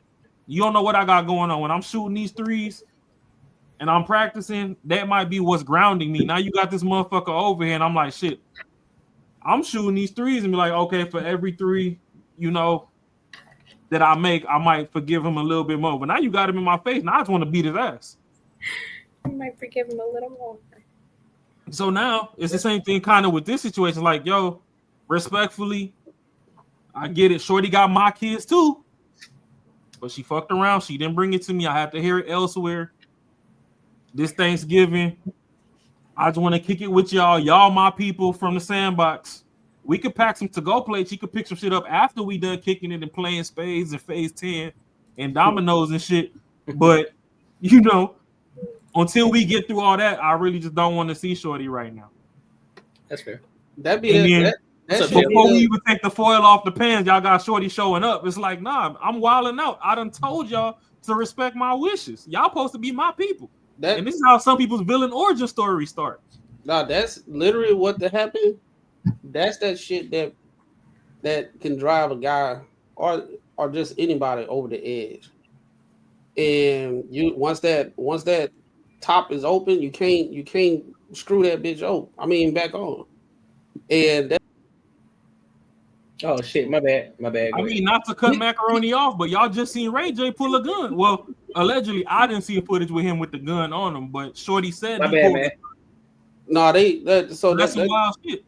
That Ray J situation, old girl brought her cousin, and that's the reason why he brought it out. It wasn't specifically for her. It was for the male cousin. Said, it's a I didn't physically see it, but go ahead and get your stress off. But yeah, that's that type of stuff where, hey, it doesn't matter. We just gotta have the kids just be kids, and we just trying to have a good Thanksgiving and all that stuff. And that man mental ain't all the way there. And then if he go out and do what he do, then we're gonna sit up and like, oh yeah, he shouldn't have did that. But like, man, I just look at the situation. I think sometimes when stuff like this happens, we focus so much on a man and what he could have did instead of just look at what's wrong is wrong and condemn the people that did the foul play. I think that's my whole thing about it. Like, we spend all the time talking about things that he could have did. He could have went this way. We got to talk about the kid. Nah, man, the family messed over him, and that girl knew what she was doing. All them adults They didn't care about his well-being. They didn't care about his mental. They didn't care about how he would actually take the situation. They didn't care, and that's sad. And that's where we at, to the point where we supposed to be having a community, and we supposed to be helping each other out and lifting as we climb and all that type of stuff. And your family stab you, your blood family stab you in the back. And That's this is crazy. why I understand Ashley and Kay when they come up here and be like, "Oh, y'all need to go to therapy." Thank you, because I was thinking it. I said, but see, in situations like this, I could understand it, because at this point, who is that nigga supposed to trust? Yeah, he ain't got nobody to talk to. His family's supposed to be his therapist. They supposed to understand that, hey, bro, like, you know, you got kids, and he's like, yo, I understand that, but you got to understand my level of betrayal. And they're like, oh, well, nah, fuck what you got going on. I don't know if we covered it or if you covered it at all, Courtney, but I know we probably, most of us at least have seen it. Mm-hmm. That little girl that was in church and she was giving the testimony. Oh, like, yeah. I like to thank God for blessing me with my stepmom, because my stepmom actually listens to me. And the lady was like, and the whole church went into a fucking prayer ceremony on that girl, like, oh no, like this ain't what you put. Mm-hmm. So now, if she shut down and she start her villain origin story, and she become a hoe and all this, and she trying to find love elsewhere, what the fuck do you expect? Mm-hmm. She came out and was like, "Hey, stepmom listens to me." And don't get me wrong, nobody's fucking perfect. Right. I got ass whoopings every day as a kid at times, just because my mom had a bad day. So one of my promises to myself is I do sit down and talk with my kids. I could whoop their ass from Monday through Sunday, but I sit down and I talk with them, and I'm like, hey, even if I know that I was wrong, like, hey, my fault. Daddy really spazzed out. I overreacted. How did that make you feel? Okay, whoop-de-whoop. I get it.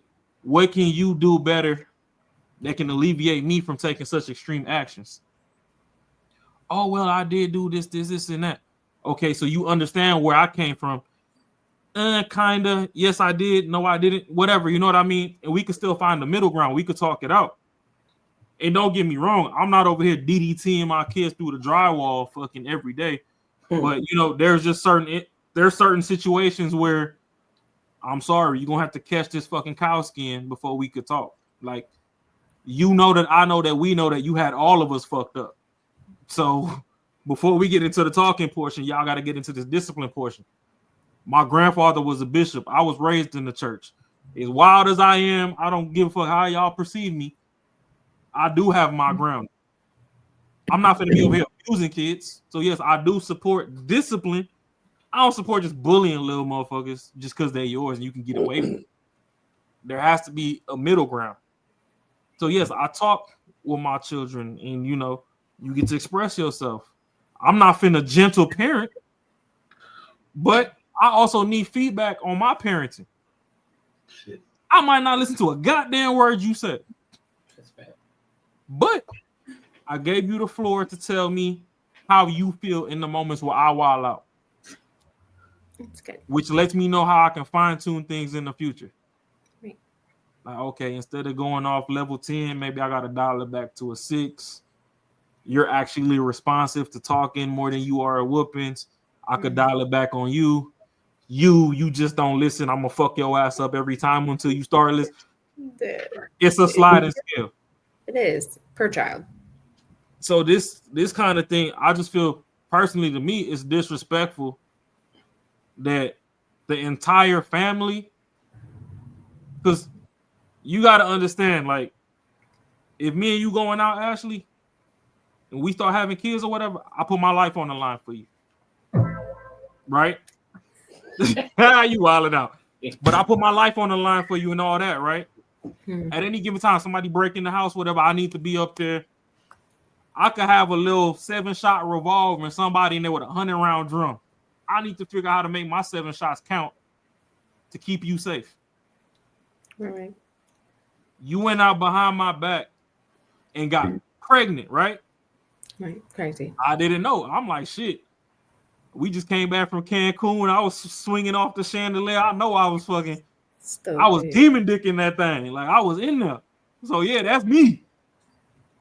Now, for 9 months, I'm waking up at 2 a.m, going out getting you some snacks. Your back hurt. I'm rubbing you down with the Tiger Balm. We don't even use Vicks no more. I got the Tiger Balm. You know, I'm doing all this other stuff. It come to the hospital. It's complications. I'm getting traumatized now because, you know, instead of a vaginal birth, you getting a C-section. I'm watching these motherfuckers cut into you. I'm like, oh no, please don't kill my baby. I don't know this little kid, but I know Shorty. Shorty, give me 5 top. Don't take her from me, Lord. Like, I'm gonna add my comedic element to it. I know, we get it. You know what I mean? It's very true. In the back of your mind, you knew that even if it was one night, you went to Miami on a girls trip, and on that last night, you just couldn't hold the guard up no more. That nigga was so fine on South Beach, you let him crack. I get it. But you was sitting up in my face for 9 months, and you had that kid. Absolutely. Fast forward 2 years, 5 years, whenever I finally find out, you not even the one that brought it to me. Well, that part's crazy. So you ain't even bring it to me. I know, that is nuts. You was like, hey, you know what? I did, you know, 3 years ago, I went to Miami with the girls. I was wilding out. I ain't gonna lie, this nigga was so fine. I just don't know what came up. I don't care how you bring it out. I just want you to tell me, because I'm trusting that I'm gonna protect you at all times. I wasn't there on the girls trip. I couldn't protect you from that nigga. You took fucking 10 shots of Henny. You couldn't protect yourself no more. It got blurry. Nigga look like Idris Elba or whatever the fuck float your boat. Hey, 1 + 1 was 2 that night, and it was on the cracking. But we dragged this on for years. Now I finally find out. It's crazy. It's no disrespect to the kids we already have, but now I'm just like, okay, that's blurry. So what else? Right. That's where it gets real persnickety with it. So I gotta dissect everything that ever happened. What you say? What's the truth and what's a lie? Huh? For what? Persnickety. Oh, okay. Persnickety. Hey, don't think because I'm a hood nigga, I don't know big words, man. I ain't say that. I was just trying to figure out I'm trying to figure out what you said. On banter and barter, we gonna get folks' vocabulary up. I said persnickety. Proclivity. Mac got the proclivity, I got the persnickety. You know how I feel it, you know what I'm saying? Dude, hey, I just realized something, man. Fucking unbiased, you 100% fucking speak woman language for sure. Like you go detail to detail to detail to detail to detail to detail. I never like pinpoint that shit. That's why I wouldn't like understand your ass. I'm like, yo, you cheated on me with some hot ass nigga. That's why I'm pissed. Detail. Well, you gotta understand though. I'm an only child of a single mom. I've been in the hair salons. I've been in, I've been all those places. I done heard women talking about they shit that was 30, 40 years older than me. I done knocked down some cougars. It is what it is. So that's where women could come in. You know, they don't like people that they're like, oh, these podcast niggas. Like, no. Some of us well, it's like some of us actually know you because some of us were helping you be you. Mm-hmm.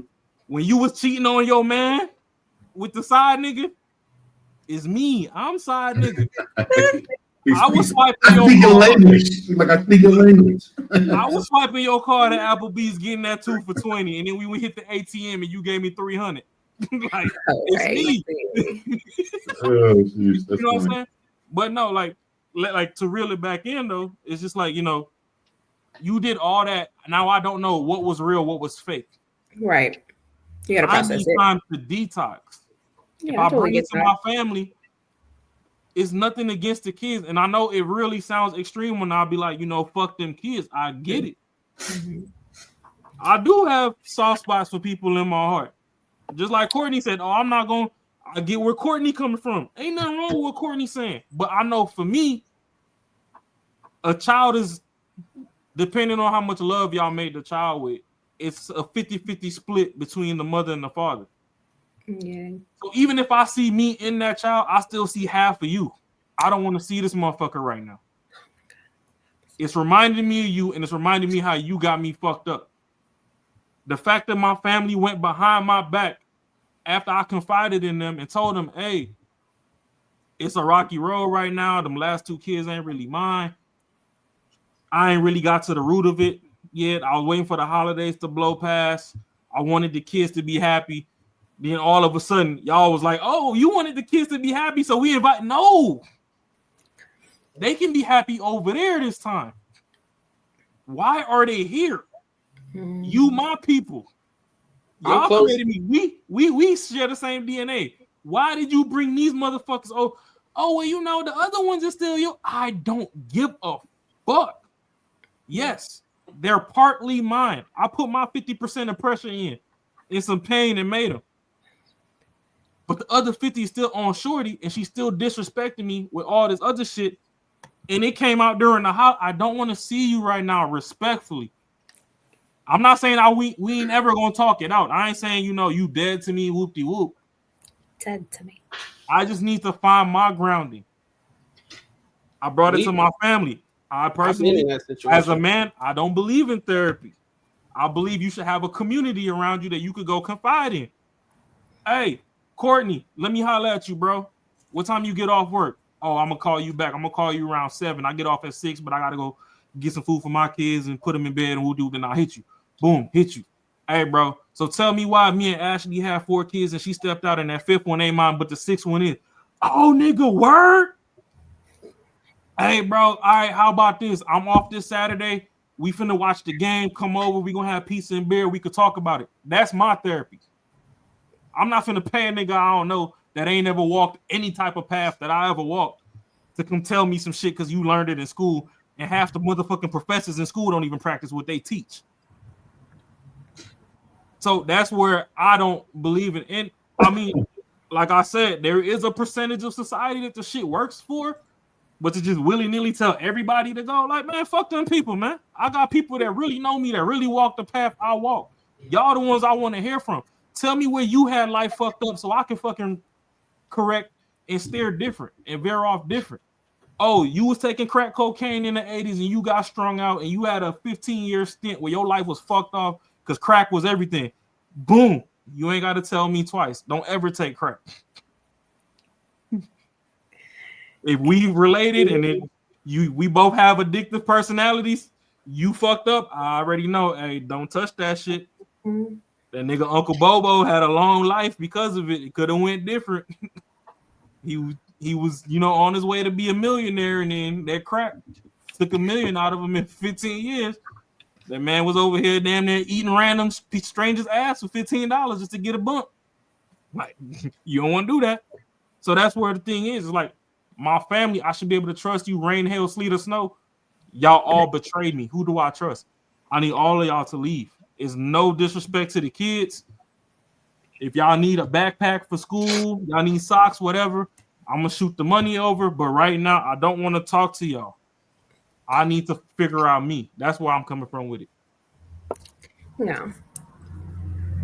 Me and my family been in that situation. Said, damn, my nigga. Let it all out. Let it all out. Me and my family been through this situation. I'm gonna just give you stories from the hood. I ain't wallow 360 or whatever, but hey. Me and my family, we've been through this situation, but not like all the way. But like my brother had a situation like this. Chick cheated on him, and yeah, Courtney know. And when I looked at that video, and I was like, damn, what if me, my sister, my dad, my mom, and all that type of stuff welcome her with open arms and say, hey, y'all just got to get this. Y'all got to get this. With the kid is more important. The dude, whoever she had the baby with, wasn't worth nothing, right? Couldn't even scratch his own ass if he could. He wasn't about nothing. He couldn't rub 2 nickels together. But I would just, me knowing my brother, if we did what his family did, my brother would not be rocking with us till this day. Till this day. I already know. And Courtney know it too.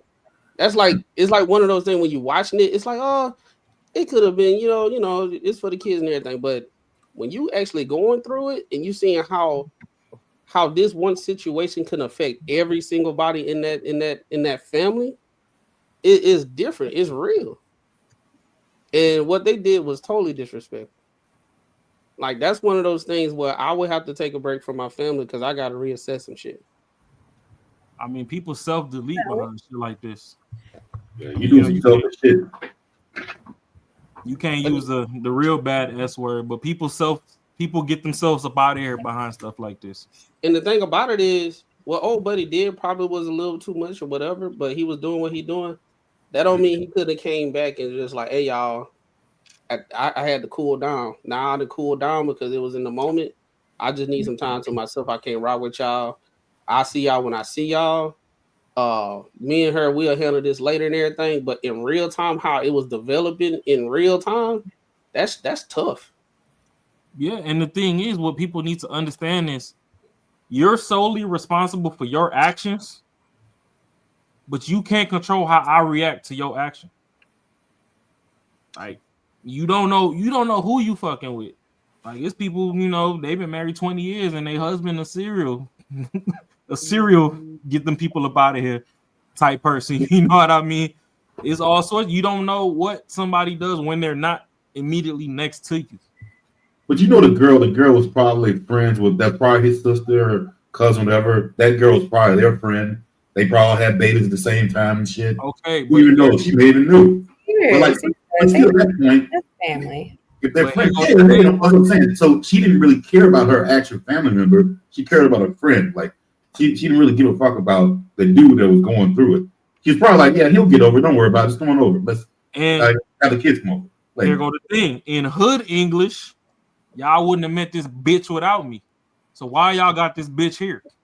Stop it.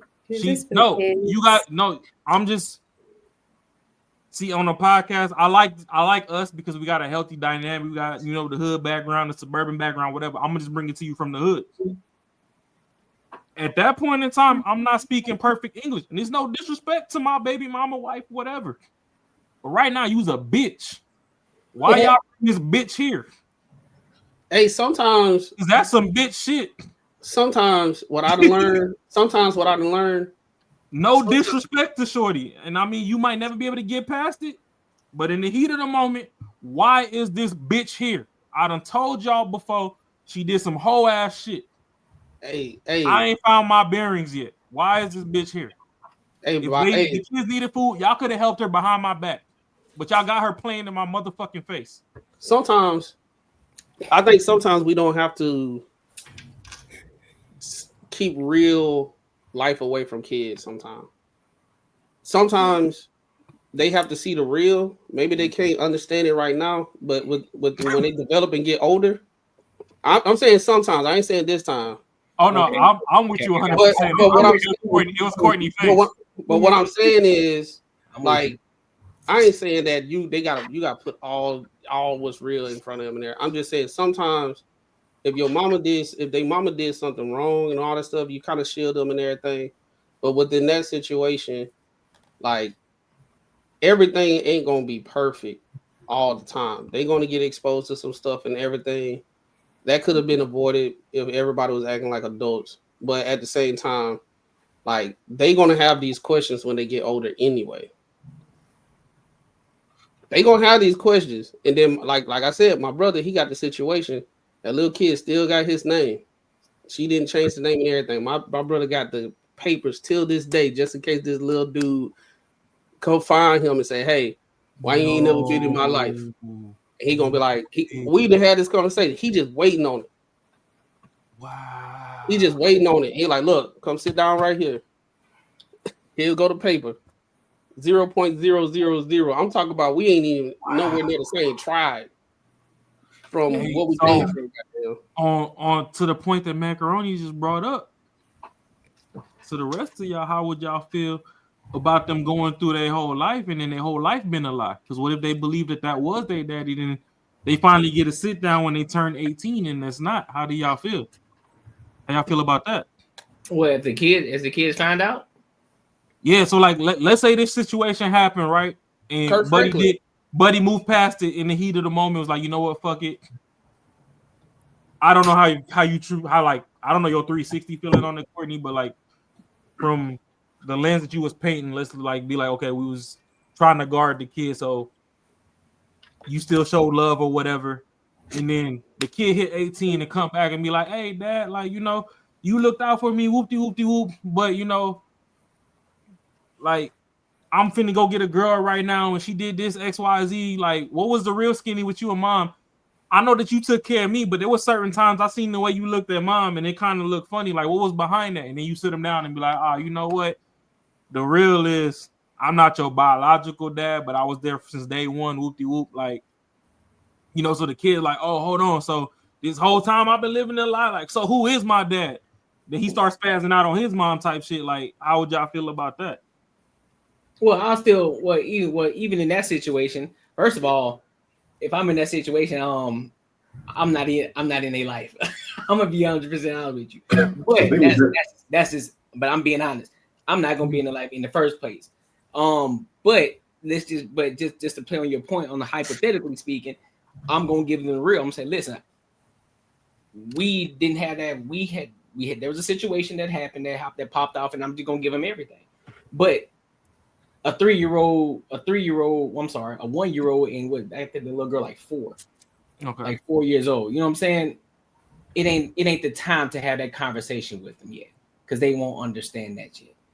Now, when they get a little older, and then they still start to ask questions like, all right, Pete, let me sit you down, let me let you know what the real shit is, and then we're gonna have that conversation. To interject, I feel like the 4-year-old is old enough, because I mean, here go my thing. You don't want a Will Smith situation. We know the greatest episode ever recorded of Fresh Prince of Bel-Air was when he fell out, and you know he went off script and was like, "How come my daddy don't love me no more?" Yeah, on set.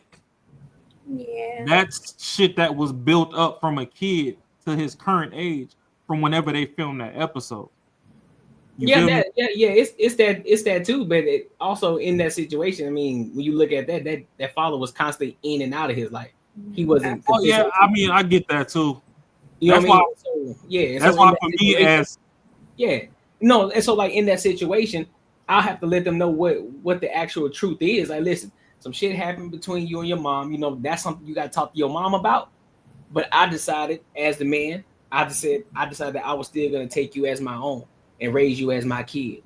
Now, and I know you. I know as you still gonna want to know who your actual father is. Mm-hmm. I understand that.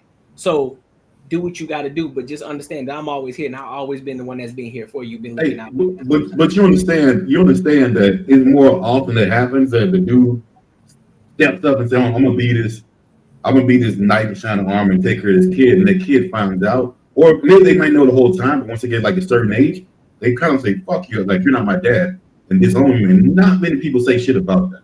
That's why I don't advocate for it. That's why I don't advocate for it. Yeah. But I was just talking in regards to his hypothetical experience. The hypothetical. Yeah. I don't advocate for it.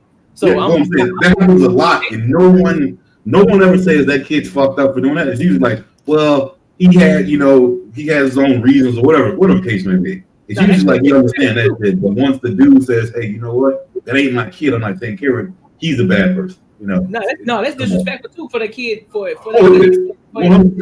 shit like that. It's like you got this kid he pretty much then gave his life to you, give you everything, gave you a roof over your head, clothes on your back, treated you like you were their own, and all of a sudden you got the nerve to sit there and tell them that, "Oh, you ain't my dad anyway." Fuck you. And that's where, you know, I know my name on here is Unbiasedly Raw, and y'all gonna get my raw reaction to shit every time.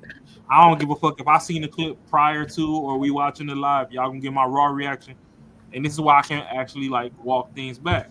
Yeah. So boom. My thing is, when I was a child, I don't care if you was in diapers or you was enrolling into college. The way my family was set up, because I grew up on my mom's side, they Jamaican.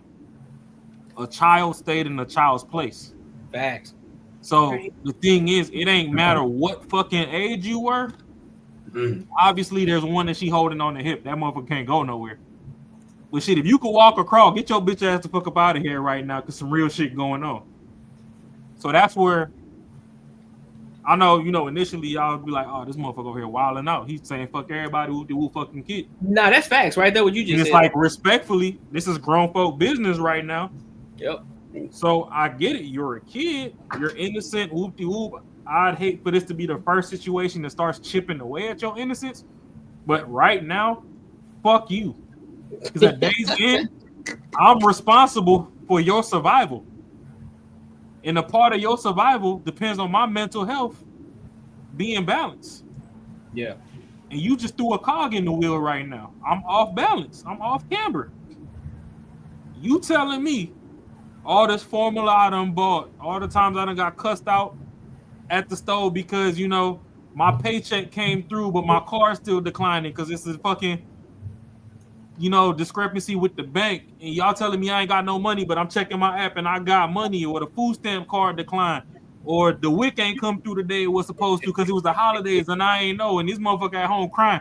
I'm out here doing all this shit trying to take care of my shit because I swore it was my kid. And you telling me it was Dirty Dick Derek from one weekend in Miami that had this motherfucker?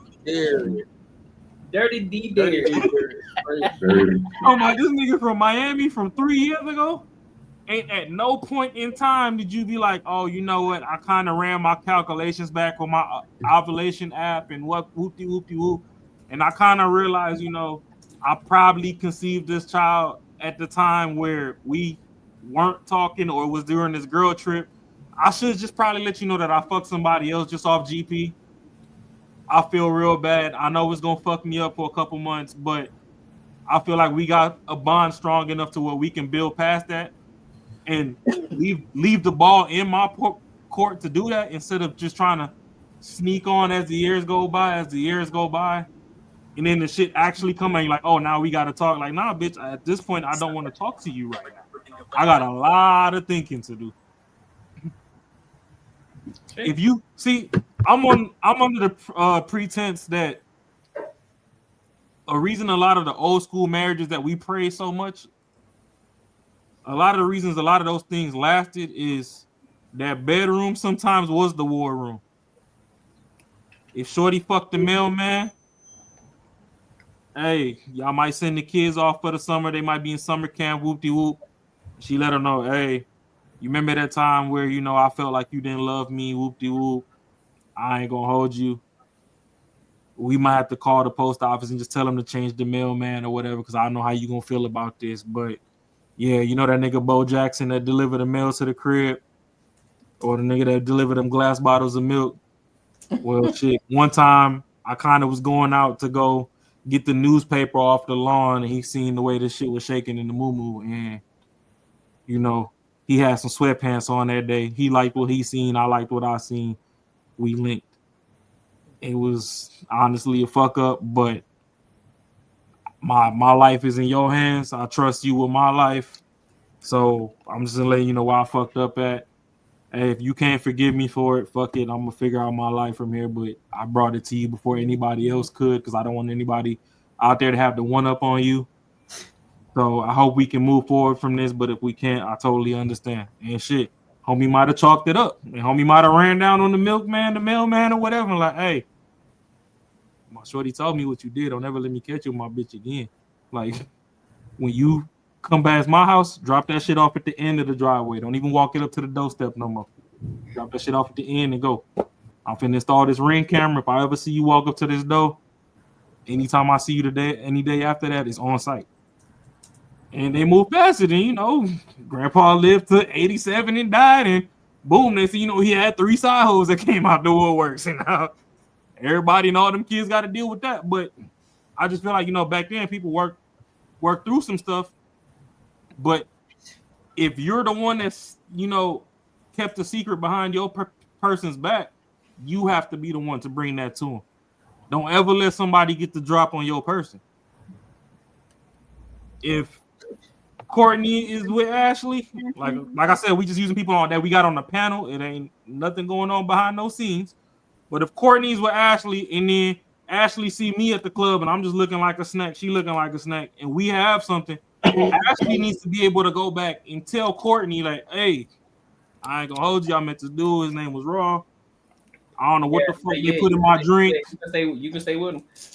Well, no, and that is your no, but I'm like, but it's the option. You're giving the choice. People, at day's end though. Yeah. You're 100% correct for whatever you say after that. Yeah. Right. But you should give the choice. She was real enough to come to you and be like, hey, this is the scenario that played out. Yeah. Not you know, you go blow up and you become like a fucking multi-millionaire basketball player or whatever, and you done married Ashley, you got 3 kids, whatever. Now all of a sudden you see me liking all the pictures, and then you come in my DMs like, hey, bro, I noticed, you know, every picture my wife posts, you over there liking the picture. Like, what's up with you? Yeah. Like, shit. Before you even get, matter of fact, your marriage night, I cracked that shit. Like, what you talking about? Crazy work. Now you going back like, hey, we went back since the 6th grade. Why does a nigga over here telling me that he hit? Is it true or not? And she like, yo, you know what? I ain't mean for you to find out. It's like, nah, what the fuck you mean you ain't mean for me to find out this way? Why you couldn't just bring it to me? You know what I mean? So it's 101 scenarios that people can run through on any video that ever gets clipped up. And that's why I said, you know, no disrespect to people like y'all NPCs or whatever, but for the 15, 20 minutes of your life, that window that we get to see, we gonna react on what we see, and we gonna paint 100 pictures behind this shit. And I just know for me, everybody disrespecting me, so I don't want to see nobody, kids included, until I find my grounding. If Courtney still hug the kids and then he like, hey, shorty, come here, let me holler at you. Go ahead and make you 7 plates, 1 for you, 1 for the 6 kids. But y'all got 20 minutes. I'm finna go. I know I'm already fresh or whatever, but I'm just gonna take another cold shower. You got till my shower is done to get the fuck out of here. However, anybody handles it, that's on them. I know for me, I'm crashing out off rip. Everybody I ever fucking loved, trusted, and believed in, and fucking turned their back on me in the heat of the moment. Y'all all gotta go. Or, I mean, I could take an honorable exit. The difference between me exiting and her exiting, if I exit, delete my number. I don't want to know none of y'all. All right. If she go, we can rebound from this. Let's go to the next topic, big dog. If I leave, all bets are off. Delete my number. We not blood no more. Facts. That's just that.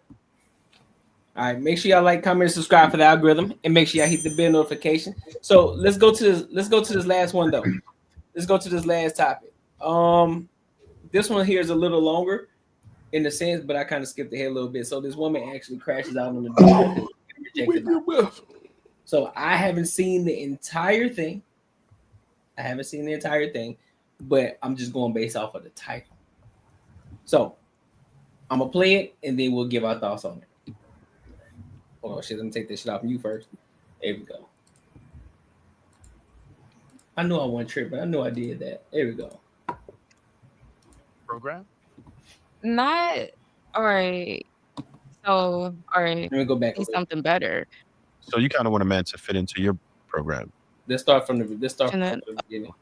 All right, here we go. I'm single. You want to know why I'm single? Yeah, why you're single? I think it's hard to find a partner when I have such a concrete Hold on, Courtney. I want to live my life. Is this freezy? Nah, that's not freezy, bro. Nah. That's smooth. Oh, okay. It's hard to find a person to collaborate with me to help that manifest. Right. So you kind of want a man to fit into your program. In a nutshell. That's why it's really hard. Oh, maybe. Yeah, man, no, we're gonna get back to that. Yeah, we don't want to fit women's lives, but and your status. I mean, I got to see something better though. Like maybe I could switch the program, but I have to see something better. And the majority of the time, the average man doesn't show me better than what I can do for myself. Oh, we're gonna walk this back soon. Okay, and why are you single? Pretty much the same reason. We're not gonna ask him why he's single. I know he just ladies first. Oh, even when you're right, you're wrong. but pretty much the same reason. You can't find a man to fit in your program? Not all right. So all right. I guess not the same reason. I just feel like a lot of these people are not being honest with themselves. Mhm. It's like, if you can't be honest with yourself, how are you supposed to be honest with me? And it's like I'm coming across it a lot, and I'm big on integrity. So it's like, Okay, so you find some lying ass men out here. In this game, your heroes will die a lot. With every defeat, a new. yeah, I guess. Good enough. Good enough. Go ahead, Shake. What you got? Me, I'm single, but I'm dating. You dating? Yeah, I'm dating. See, I'm not in any long-term commitments, but would you prefer to be in a long-term commitment or? when the time is right. When the time is right, but I'm enjoying the company I have with some women I'm talking to. So, shout out to them. How many first dates do you go on? I try not to do more than 3. Yeah. Wait. I'm confused. How many first dates? That's dates before sex, right? Mhm. First You dates know mean what I dates. mean, Yeah, she yeah. means dates before sex. I try not to do more than 3 dates before sex. So, but it happens sometimes. Okay. You gotta nip those in the butt though. How many first dates do you go? I don't date. You don't date? Yeah, not right now. Cobwebs. Okay. It's not cobwebs, but I don't. Yeah, You I don't. date. You don't. I was in a relationship for a long time. What's a long time? 9 years. Yeah. Ooh. How small was that, guy? Off and on. Off and on. Okay, that sounds tumultuous. Yeah, it was tumultuous. What happened? I take a lot of accountability. We'll see. We just didn't work out. He was younger than me too. I will How give much him grace younger? for that. 6 years younger than me. He was 6 years younger Yeah. than you. Man, well, how old was he at the time? He was like 24 at the time. He was 24. And I was late 20s. However, he had better qualities as a younger person than I saw in my peers at the time. And I actually still do Wait. in it. Yeah. You said he was 24 He was 24 at the time I was in my when you met, or when he you had 23. Yeah. He was 20. He was 23 when you I met. met him. Okay. And he was in his 30s when we ended. Okay. Yeah. You said you had a 6-year difference? Yeah, we had a 6-year difference. Damn, you was So robbing a cradle. It's like maybe, yeah. So I Supervise. did give him, so that explains the time, because I was giving him some like time to like do his thing or whatever. And it was a good type of relationship for me, because it was like it was kind of arm's length too. And how long did the relationship last, you say? Off and on, it's about 9 years. 9 years. Okay. And when did you end it? Recently. Like less than a year ago? You got less than a year Okay. ago. She just gave out her age. I got all the information for you. Those who are good at math, there you go. You're Yeah. welcome. So, yeah. But all right. So I get that part of it. So you said you take accountability, and Yeah. you're saying it was the age gap. I for the think it most was the part. age gap. Yeah. You wanted a lot more. Yeah. By the Then time he you got did to a point that I felt like he should have been at, he wasn't there. Like he didn't meet that mark. Okay. And I realized it wasn't about his age. This is just the type of person he is. Right. That happens. Yeah. Some people Yeah. are just not ambitious. And Yeah, and it took me a really long time to figure that out. Were you and I trying to wasted build a it lot there? of time. I wasn't trying to build, because he was already at a point. skip ahead a He little was already at a point. The idea that only women that you're exceeding man. I'm not. Can you find me a Fiji? All right, here we go. She capping. And I still don't want And all it. I don't want you. But I don't want a woman Like, to- what the- and I don't want a woman like you. And women don't want men like I you, don't so want a he's woman like upset because women are Not her fixing becoming the more weed. like me, and he's not. Doesn't like, upset me. It's It not doesn't upset me. thing. My dad always told me that a man is not going to argue with a woman. Absolutely We're having a not. discussion. My 6-year-old, the young boy that was 6-year-old, wasn't back and forth like this. Straight up. I'll tell you Like that. that. Didn't stay with him. So all right. So let's get to that part of it. So I do understand that there is. I'll never forget you. white Right, niggas. I know You're the reason why I I'm don't going to date. forget you. I'm going to You're forget. the reason why I Trust don't me. date. This is going to be a race out of my mind. Do you see this? This is the reason why I don't So you're date. saying that men like this? Masculine men. I earn more money than him. He's a YouTuber. He's not. He's almost 40, and he's a YouTuber. Like, come on now. You don't know what I earn. You're a YouTuber. Have you seen my channel? And the millions of views that I got? Doesn't matter. Can you find me a Fiji? I can fly myself to Fiji I tomorrow. just came back to Africa from Africa. Boy, bye. And yes, we got Fiji money. What are you talking about? You don't know me. When I know you. When I know have you. I've seen you 1,000 times. Like I know you. So you've seen my content before? No. So then what are you talking about? What are you talking about? All right. Next question. Can you move on? So But sure, hold on. No, hold move on on, here. sir. Because here's the issue, right? Women Can we like move her on? over talk men, and it's fine. And we're gonna let the footage reveal that, right? We're gonna let the footage reveal that. No, but you're we've not. sat here We're gonna talk quiet. about this before. We sat quiet while she went on long rants. Go ahead. And I keep tried going. to interject at time, but I was like, I'm no, not that. I'm actually a softie. Okay, He's so can you soft. stop Like, interrupting? he's Okay, just one foaming second. at the mouth over his soft. Just one. I'm not even a hard girl, Okay. and he can't take me. I think you're hard. I think you're hard. I think you're very hard. I think you're very hard. But right. I understand you. You know why I understand you? Because I listen to you, and what I've heard from You what you don't said is that understand me. you like men that are. You don't understand. You like me. men. We cut from such a different cloth, nigga. You do not understand Just be me. quiet for 1 second, right? Just let me talk. 1 second. 1 second. I'm only quiet for people I respect. I Okay. respect men. You don't I will be quiet for you. If you wanna So this is what I'll do. diffuse the Let's situation. give him 1 minute, and then if you need a rebuttal, it's on you. Yes, is that Got okay? you. No, I'm answering it as I talk to men I respect. Okay. Anyway, so I understand women like you, right?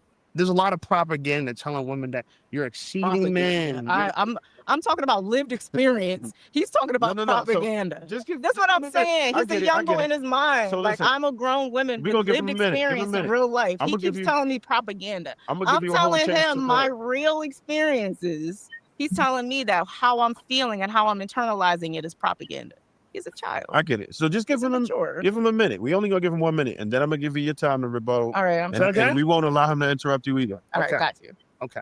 So I understand women like you, right? You've been sold this reality that it's not true, and it's fine. It's fine. You sold the idea that only men benefit from marriage, but we tried to make the point to you earlier on that women actually, the only way they could get divorced, last time I checked, is if they were married, and most women, most of the wealthiest women in the world became wealthy through divorce. That is true. So I've never heard of a man become a billionaire through divorce, but we've heard of women that became billionaires through divorce. White women become billionaires through divorce.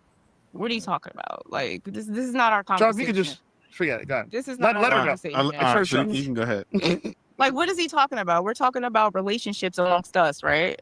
Okay. Like he's putting in statistics and scenarios that he's not even a part of. Like, what are you pulling That was out my fault. I these- brought that. Oh, okay, yeah. I don't understand what you part of. We're talking. I was about, going that direction. We're I talking think I was about smart. real people. That's why I don't like talking to YouTubers. I'm a Hey, real Court, person. you wanna I pause pay it real quick? taxes. I'm an everyday average person. So, just before we get into some more of this, I don't understand if women see what's going on, but from a man's perspective, and I get it, she's not dating any of the men that are up there.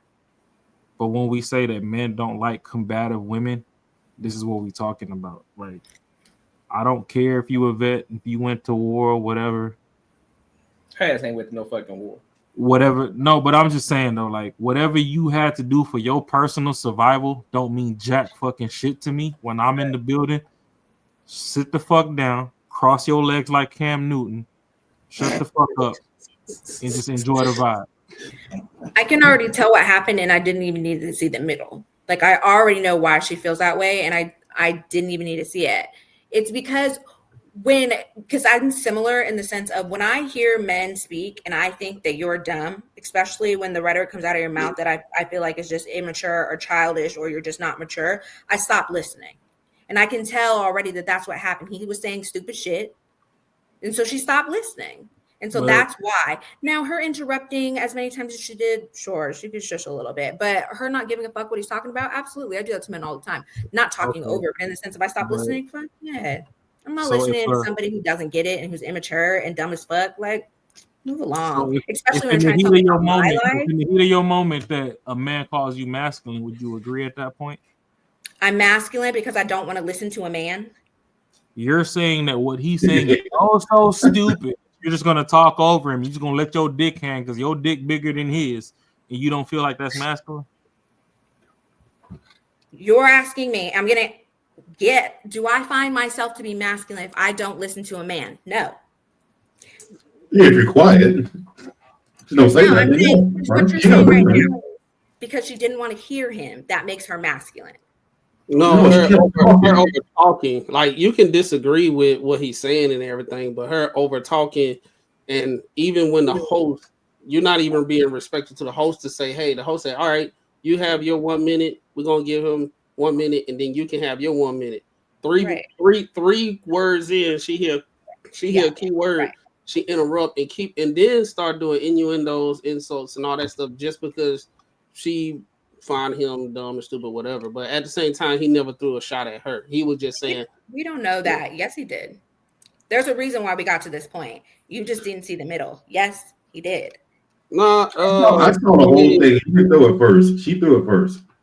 Either way of how it works out. I just find it interesting though, just because a woman talks over a man, all of a sudden she's masculine.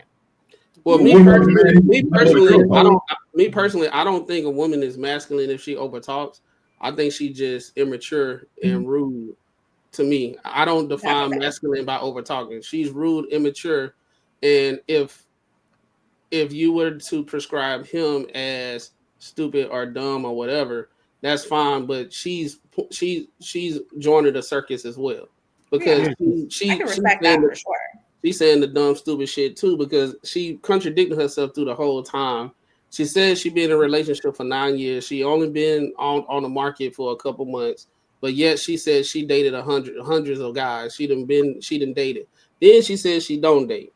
Then Buddy made a couple of slights, but in the beginning she was throwing slights at him, and he was just kind of like, okay, I see what type of time we on. So both of them. What did he say to get her to do that? He in the beginning, it was just saying he's just said some stuff in general that she didn't like. So there's a reason why where she is. But the whole thing about it is just because I say something in general and you just don't like it, and I didn't personally take a shot at you. If you don't like it, you don't have to do a shot at me. That means you have impulse control issues. But we were just talking about old boy who cussed those people out, and we were saying, "Oh, that's totally fine." How he reacted, he was the victim. But then when she does it in a calmer scenario, are you comparing that to some? Are you serious? Hold on. No way. Hold on. He didn't have impulse control. We were, but hold on. What I said, okay, I'm gonna say it again. He was speaking in general about relationships. It wasn't talking to her. Yeah, he wasn't talking to her. She took offense and started throwing shots at him. That's totally different from a woman got a baby on you and your whole family stab you in the back and you're trying to control your emotion through a real life situation. That's two totally different. They just have a conversation. Just going by scenarios. Got it. Okay. Yeah, she don't know him. He don't know her. They just having general conversation. The host is saying, hey, let's conduct ourselves like adults, and she can't. That part I totally get, and I do think that at some point she should have stopped talking for sure. It was getting excessive, but I also understand how we got here, and I didn't need to watch what happened to get here. But the thing is, what you said, a lot of people say that women are masculine, like if they overtalk someone, a man, because the way they overtalk is almost like you're about to fight. If it was a dude, it's almost like chest about to pop out, and like the next couple minutes, probably choking each other. It's not like I've had a girl dismiss me and talk was kind of feminine, and it's more kind of like, all right, man, whatever. If someone doesn't talk to you, you can't argue with them. You can just argue with yourself. So if most feminine women, if they just don't want to listen to you, they just won't say shit. I'm about to choke her right now. Finger stance. I agree with you on that. On the aspect of the masculinity part, Clem. I think what masculinity actually represents is being able to have that emotional resilience, right? And so that's something that she's not displaying right now. She's not displaying the emotional resilience, which more so operates with just her lack of emotional intelligence. So yeah, I hate when men use a woman as being masculine, because the actual definition is along with what you said, Courtney, but it's actual positive traits that men carry. That's what masculinity is. So when you hear toxic masculinity, that's a negative, because it can't be a positive negative. You see what I'm saying? Here goes the thing though. When it comes to toxic masculinity, as much as people want to define this shit, toxic masculinity is only found in women. Yeah, we all know what it means. I mean, what they're talking about. There's no such thing as a man being toxic masculine. Yeah, because it's positive traits that men carry. So it's positive. So if you hear toxic masculinity, it can't be a positive toxicity because that's moot Right, at that point in time. But yeah, but what she doing right now, and I think she projecting because I find it anybody that talks so much about themselves or who they are and what they are, 9 times out of 10, I don't believe them. Oh yeah, if you gotta qualify yourself, you qualify. Because if you just being you, like say if Felicia Rashad, when she walks in the room and she just being nice and she doing this and everything, you be like, oh, I can tell the way she talks, she educated, she feminine. Oh yeah, she dope. You're gonna take a little bit more to try to talk to her when she was back in her prime. You know what I'm saying? She older now and she just living her life and kicking it, whatever. But I'm saying if she was in the dating scene, this woman right here, if what you are who you are, can't nobody get this up out of you. This is you. This is her. Because if you usually don't act like this, you wouldn't even know how to do this right here. Because I could tell you my wife, I've been with her for 10 years. I have never heard her yell through points of contention to me. She never does it. Never does it. She don't never cuss. She don't never, when we in our points of contention, she don't cuss. She don't do none of that. She don't do no innuendos. She don't do nothing. We talk and we talk it out like adults. This woman right here, I think she full of cap because she just got out of a relationship, but she said she done dated hundreds of men. Beforehand, though, she's 6 years older than him.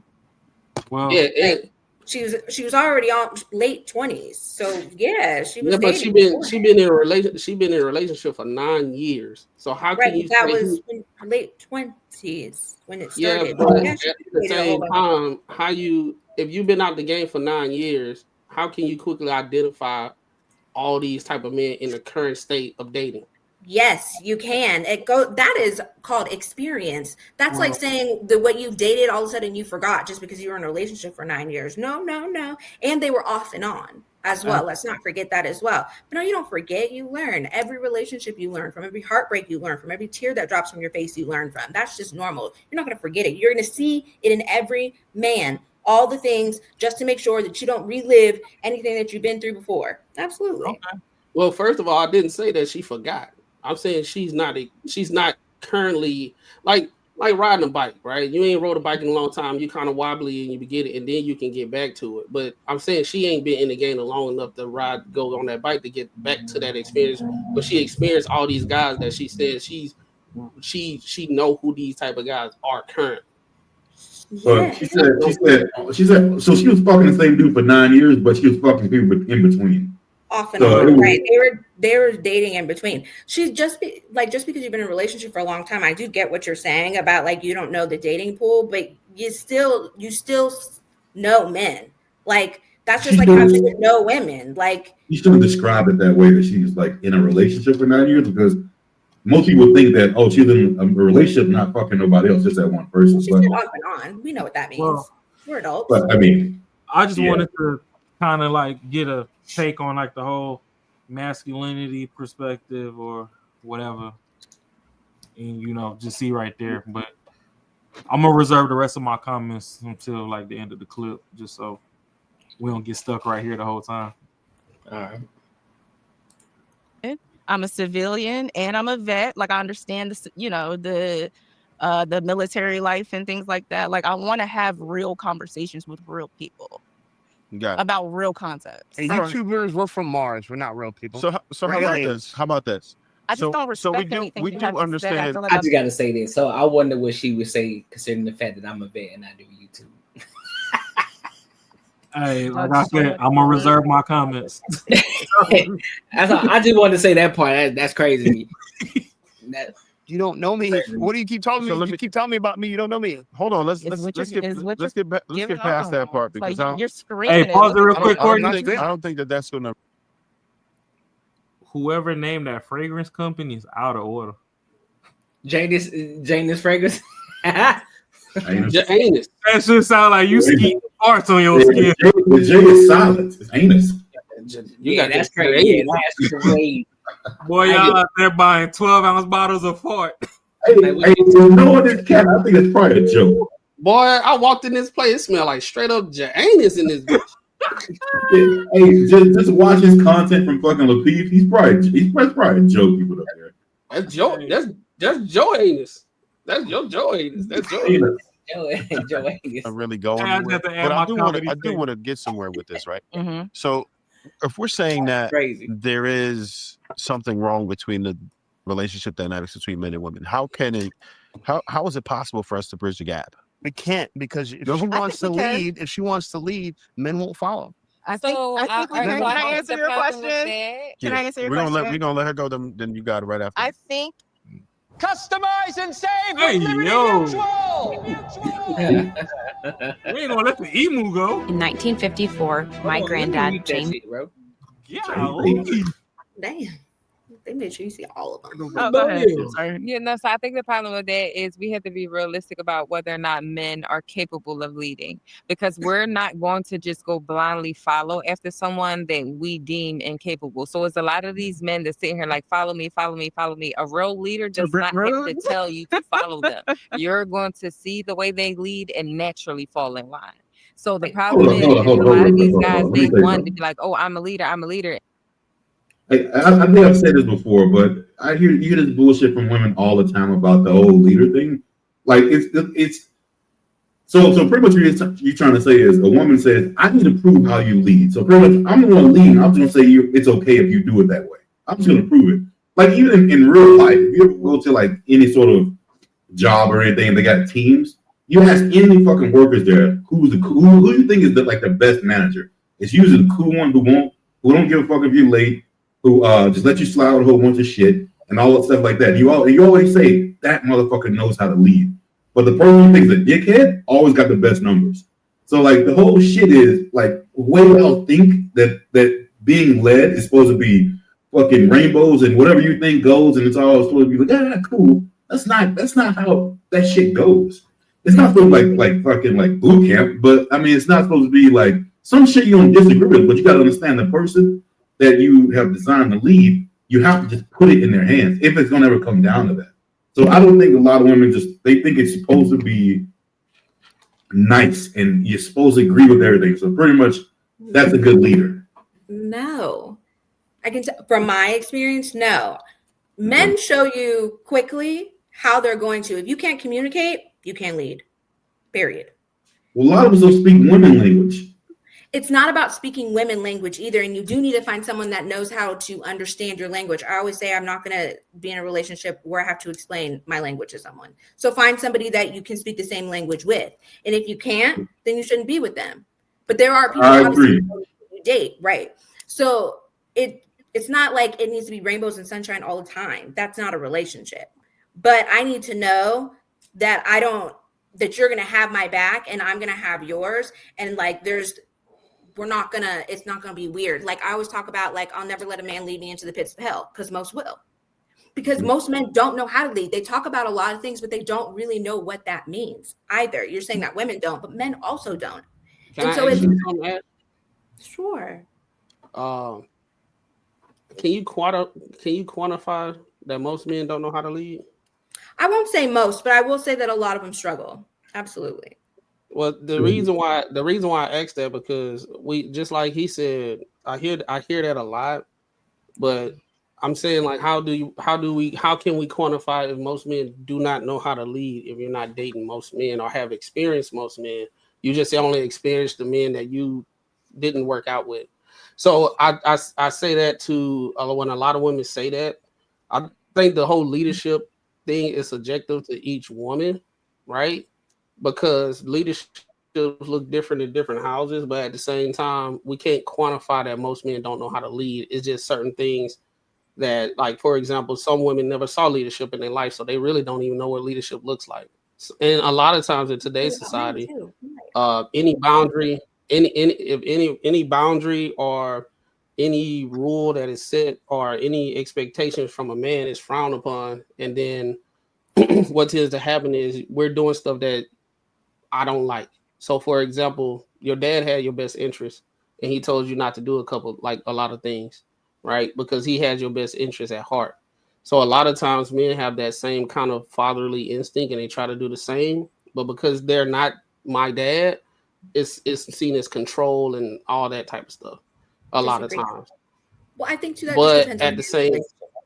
So I get it. but like I said, it's subjective. So when I hear the rhetoric when a lot of women say most men do not know how to lead, that's a falsehood. It's a fallacy because you can't even quantify if most men do not know how to lead if you haven't actually experienced most men.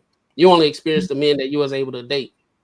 Right. And if it's a collective group of women that are saying that for the men that they've dated and the women that the men that they've dated, so you're going to go person by person. And if collectively, as a whole, women are saying that about all the men that they dated per slot, why would we not come to the conclusion from what we've experienced and as a collective, a lot of men don't know how to lead. Because I got it, bro. I got it. Because the reason why is everybody date as when they get going through this thing called life, and you find that one person you actually get with, you actually marry or whatever. Like most of us actually have been in relationships, situationships, or whatever. If I was to run around here and say most women don't know how to be wives, and I got one wife right now, right? I know there's a lot of women that could be wives. They just haven't got to that point yet. They haven't found a person. But in life, a lot of us go through this thing called life, and we just don't pair well with others just by expectation of what our household want to be. Just because we don't mesh well doesn't mean that that guy is not capable of being a leader, because I know there's a lot of women that have dated guys that are now married, and that woman is happy and like the way he leads. So that's the reason I'm saying, like, it's kind of hard to be like, well, most of y'all don't know how to lead. I think it's like this boogeyman complex, and like a lot of women like to say this, but if we actually look at the situation, you're not going to marry every single person that you actually get with. So therefore, I wouldn't expect them to be a husband for you and lead you. It's up that guy that you actually, like you said, connect with. I think that men can also be leaders while you're dating, just because it doesn't mean that the only person that you marry is the only one who knows how to lead. I don't think that. I've had healthy relationships and they did know how to lead. It just didn't work out. I've also had shitty ones and they didn't know how to lead, and those didn't work out. So I'm not saying that either, but as a collective, a lot, we can agree that a lot of men struggle with communication. Not all. If you want to put yourself in the box, whatever, but not all men. But there are a lot of men out here that do not know how to communicate. Hey, actually, check this out. What if it was like this? Just say if it was majority of overweight dudes would always say, like, all of them, like 99% would say, this woman broke up with me, and most of the ones you're talking about were like slender girls. And they're like, all these women, these ones that I go for, they always break up with me because I make too much money. Just say that. And you'd be like, okay, you may have thought that's why they broke up with you, but that's probably not the reason. It's probably because you're overweight. That's probably not what they're looking for. So I'm saying you see that may be a bad analogy, but you see a lot of girls are using the same kind of group that say that. They're really independent women that always say men don't know how to lead. And when I say independent, I think that's what I'm talking about. It's either my way or the highway type shit. Like, I know exactly what I'm doing, and I don't need nobody else to even interrupt. Those kind of chicks are usually the ones that say men don't know how to lead. You never really see like real soft-spoken chicks talking about, I'm having a problem dating dudes because they don't know how to lead. You never really see that a lot. Interesting. So because if you're soft-spoken, then you feel that they find more men that know how to lead if they're soft-spoken. Is that all you heard? I'm saying that's one trait of a feminine woman. Very soft-spoken. Don't talk over people and do shit like that. So you don't really see people like women like that you know are feminine coming out and saying that men don't know how to lead. You never really see it very much. I'm just saying that's one trait of a feminine woman. Mm-hmm. There's way more traits to it. You know what it is. You know exactly what kind of girl I'm talking about. So a lot of times you got to look at the group of people who are saying it and then go out by that. They just don't know how it is. And just how you feel like a certain group of women. I think that, so then we're on like the same page about how we feel about it. A certain group of women, you feel, don't say it. Yeah. I feel a certain particular man doesn't know how to communicate. So I don't think leadership is only predicated on communication, though. I do agree with that as well. There are plenty of other factors. Yeah. A lot of guys don't want to lead. They're just trying to smash. And I think a lot of times when women get into these situations, their expectation for him to lead in there, and like they just want to smash. They make it seem like he tried to be a leader, but he only just wanted to smash. Now, I would say if you were in a relationship and it was serious and he wasn't trying to smash and he was actually trying to be there and be that leader of quality and all that stuff, I think most women wouldn't say, if they had that type of relationship, a lot of them say it just didn't work out. We just had differences on some things or blah, blah, blah. And it just wasn't something I was looking for. We wasn't compatible and they just move on. I don't think most women would deem him as not suitable of a leader, maybe not for you. Just like you said before, you said find somebody that you can communicate with. You don't want to deal with somebody that can't communicate with your snap. Right. But that same person that can't communicate with you based off who you are and your worldview, it might be with somebody else. Absolutely. So that's why I say this whole thing, most men do not know how to be leaders. I do not believe that is to be the case. Sure. Because I don't believe it's the case, because a lot of times a lot of women base situationships as the merit of or the rubric of him trying to lead. Where both parties wasn't really being serious until somebody fell for one or the other and it just didn't work out. That stems also from communication. But absolutely. I'm not basing it off of that. If we're talking personally, I don't think a situationship I'm looking to somebody as to lead at all.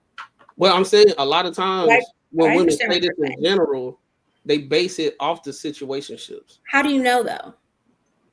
Because you may think it's a relationship, he thinks it's a situationship. But also that stems from communication. Let's not act like people don't lie. He probably didn't come out and straight up say this is a situationship. But he gave you all the signs that's what it is. But he didn't come out and exactly say all signs and saying, yeah, most men are sitting out here talking about I want the moon and the stars with you. Now, some are being honest, and I appreciate an honest man, but there are others that they aren't honest and they are lying. Marcus, you were just talking about not too long ago on episodes or whatever about being funny about how the fact of that you're not going to tell a girl or whatever that you want to fuck two girls, you're just going to go out and cheat. Yeah. Exactly. You're proving my point. But that doesn't take away from that I still want to be with the girl, my girlfriend or my wife at the time. This is what I mean. We're lacking of communication sometimes with certain people. But no, yeah, if I tell her that, she's probably not going to be with me. If I tell her that shit, she's probably not going to be with me. But the thing of me not telling her, but this is the thing though, I have to gauge it too. Is this going to be detrimental to her? Is it going to be some negative effect if I do this? If it's not, I'm not going to tell you. If I end up liking this chick, then I'm going to tell you. I'm just so if it's something that will not hurt you, I know it won't fuck up what we got going on, then I'm not going to say shit. All right, I'll answer the question that you said, Ash. Hold on. Before we dive deep into it, let's play the video a little bit more. Before we dive into it. It's all we ain't got much longer on it. Oh yeah, we only got it. And the reality of it is you're not. And you wonder why these women are not following you is because you're not a leader. You're not even showing none of these characteristics. It's the delusion of the reality that men are. I have women that follow me. There's this delusion of a reality and I feel like that's another thing that isn't conducive with the real world anymore. It's the difference between money rules everything. That's the difference. Money rules everything. It's getting so cutthroat out here. I'm glad you said that. It's getting so cutthroat out here that money is over everything. Your mentality and money. If you're not on the same page in regard to how to overcome these obstacles that are amongst us during these unprecedented times. Nobody has ever seen things like this in this country and throughout this year. I agree that women feel like money is their God. Money is their God. They worship money. And this is the problem. Because money gets you out of fuck niggas like this. You don't have to deal. You don't have to deal. You have the choice to live in your own truth, be in your own energy and do the things that you want to too. do until you die without ever having to deal with the counterparts. Right. Like Do with you the believe that counterparts the men that, of value, that these top nine? what men of value? Nobody cares about those men. Men don't. It doesn't matter. Bad bitches don't put men. You're not a bad bitch. You're not a bad bitch. Calm down. But do you believe the men that make more than you are a coward. You're a coward. I know gangsters. No, listen. I want you to understand something because I told you this before. I know gangsters. What does that mean? And I'm looking you in your eye right now. You're not.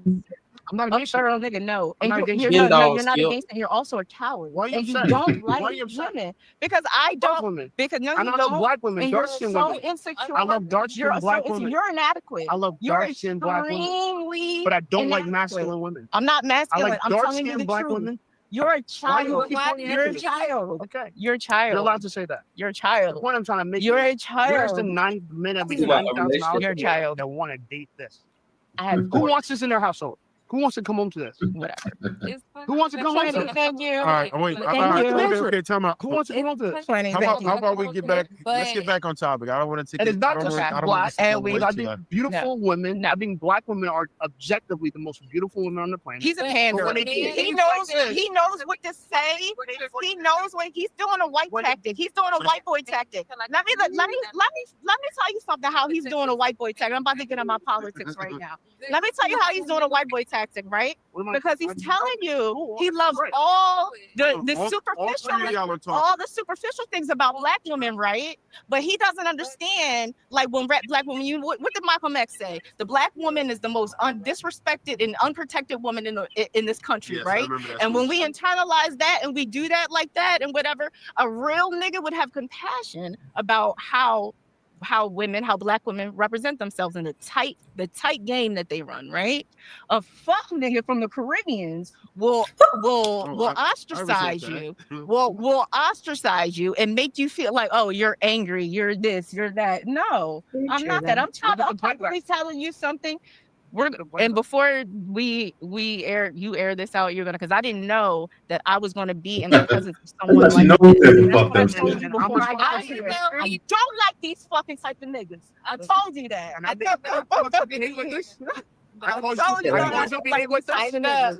caused you to behave. I'm going to Grenada. I'm moving. That's what Grenada. It's called Grenada. I'm gonna say Grenada because I don't fucking believe anything. That's absolutely fine. But she believes that men of value want this.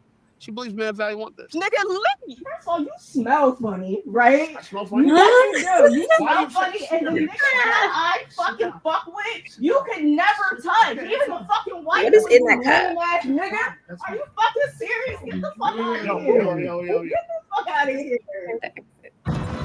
Like every American achievement, GMC truck is the result of dedication. No, I ain't gonna hold you. Ooh. I like that. I make $350,000. Represent yourself like a so they represent yourself like a professional woman. Sit down and have a conversation. But you keep antagonizing. You gotta. Her friend said she's antagonizing her. She's allowed to call me a child. She called me a fuck nigga, a child. All right, listen. Can You're blocking the camera. She's allowed to call me a fuck nigga or a child. You're talking about a camera. You're allowed to call me a fuck. Hold on, answer me first. She's allowed to call me a fuck nigga and child, bitch ass nigga. I know gangsters. After you was antagonizing I'm coming back. No. You're still beautiful. You. Her friend is literally saying the shit she did was okay because he provoked her. Yeah, shut that fuck. Look, and she laughed. But Damn, what do y'all that's thought? crazy. It is funny. It is funny. I like when that ass go in front of the camera. Hey, bro, I think that alcohol started hitting that day. You saw she was stalking and she was about to take that coat off because it started getting hot. Yeah, that was the alcohol talking. But I would say that, man, you gotta be careful when you get on these panels and be drinking, man, because you'll watch that shit the next day and you be like, damn, I shouldn't have did all that. But I mean, how she feel. But I think, honestly, she went overboard off just having conversation. I think she could have said all that without being as rowdy in those exact words too. I don't think she should have changed her words. I think to appease the masses, she could have sat down and said that and had the calmest voice and said what she needed to say and still get the whole thing across, because what she's saying probably isn't wrong per her. I just think because she's rowdy and we have a thing about women being rowdy, it looks bad. It looks bad because she's rowdy. It's not because it looks like she. It's a thing about black women being rowdy. She's literally yelling and calling him an N-word in front of everybody and all that type of stuff. And nobody is talking like that on the show except her. All I'm saying is, if that was a guy doing that, some hands would have been thrown. Oh yeah, it would have been got up there. So that's in that aspect right there, she's being very masculine. And these are the things that, I'm sorry, but this is the things that a lot of men talk about when it comes to black women. And again, it's not all these black women, because we already know that. Right. So it's always these kind of women that always get highlighted. And we always see shit, right? And so when we do see it, we gotta react to it, and we gotta hold that shit accountable. Absolutely. Like Shorty, I get it. You feel some type of way. Yeah, you may not like what he said. Cool. But not once did he come at you. Not once he come at you in an aggressive manner. He been sitting there chilling the whole time, hands up like this the entire time. You sitting up about to take your jacket off. Fuck nigga talking about who you know, what niggas you know, who from the hood about to flip the man head off and shit. Dog. Now, if this was a crash out nigga like old buddy, who old girl had the kids on, you know what I'm saying? That's the kind of shit that you find a nigga like that, he gonna bust your, he gonna give you a couple of them. So you gotta watch, and this is the thing, you gotta watch the type of people that you're around. This is the type of shit that we always talk about. Listen, I hear you, you got a smart mouth, you got an attitude, cool, but understand, ain't nobody there to protect you. And you just talking reckless. You don't know what's gonna happen. Yeah. Honestly, I wouldn't have sat between both of them. Yeah, and she did say though that if she had known the type of man that she was sitting next to, she wouldn't want to come. It don't matter. She avoids it to avoid these situations. She should, and that's my thing is, she being from the military, she should already know to have that type of discernment and also have that control over herself. Because she talk about how much she's a vet, she should know how to control herself too, because they do teach that in the military, how to control yourself in situations. He didn't say anything that bad. But the thing about it is, you saying the type of guy he is, it's all about her assumptions. That's what I'm saying. For her, yeah, absolutely. Like, Other people she has a preconceived notion of who he is. He showed her. Oh, He did throughout the clip. And that could be per her, though. You know what I mean? He triggered some things that she's experienced before. And so she found out for her who exactly he is. And every time he spoke and said something, it just proved her more. I understand. I think that her flipping out as much as she did was crazy. A little bit, girl. You did a little too much. Hey, that drink in the cup was too much. It's insane that you say that shit. It's crazy. I said, if I said something to a girl that I knew was gonna piss her off, bitch, you crazy as fuck. I know you crazy. And she gave me some sort of attitude. And at that point, now I'm accepting her and saying, I knew I shouldn't be hanging out with girls like this. Like, that's kind of how you do it. Like you poke it, and once he flips or does anything, now that's who he is. It doesn't matter what the fuck you said or how you brought it up. That doesn't even matter. Like, that's the craziest thing when you see conversations like this. And this dude has been calm the whole time. He was saying a general statement. May have not said some words that she wasn't like nice and pretty, and then now she gets reaction about it. She gets triggered, and then he kind of up a little bit more, and they get up and up and up, and now that's who he is. Now he's the fuck nigga and all this other shit. He was saying that though before it even got as rowdy. That's like saying, that's like us going to the club. Let me base it. We go to the club, okay? All of a sudden, we see a group start forming.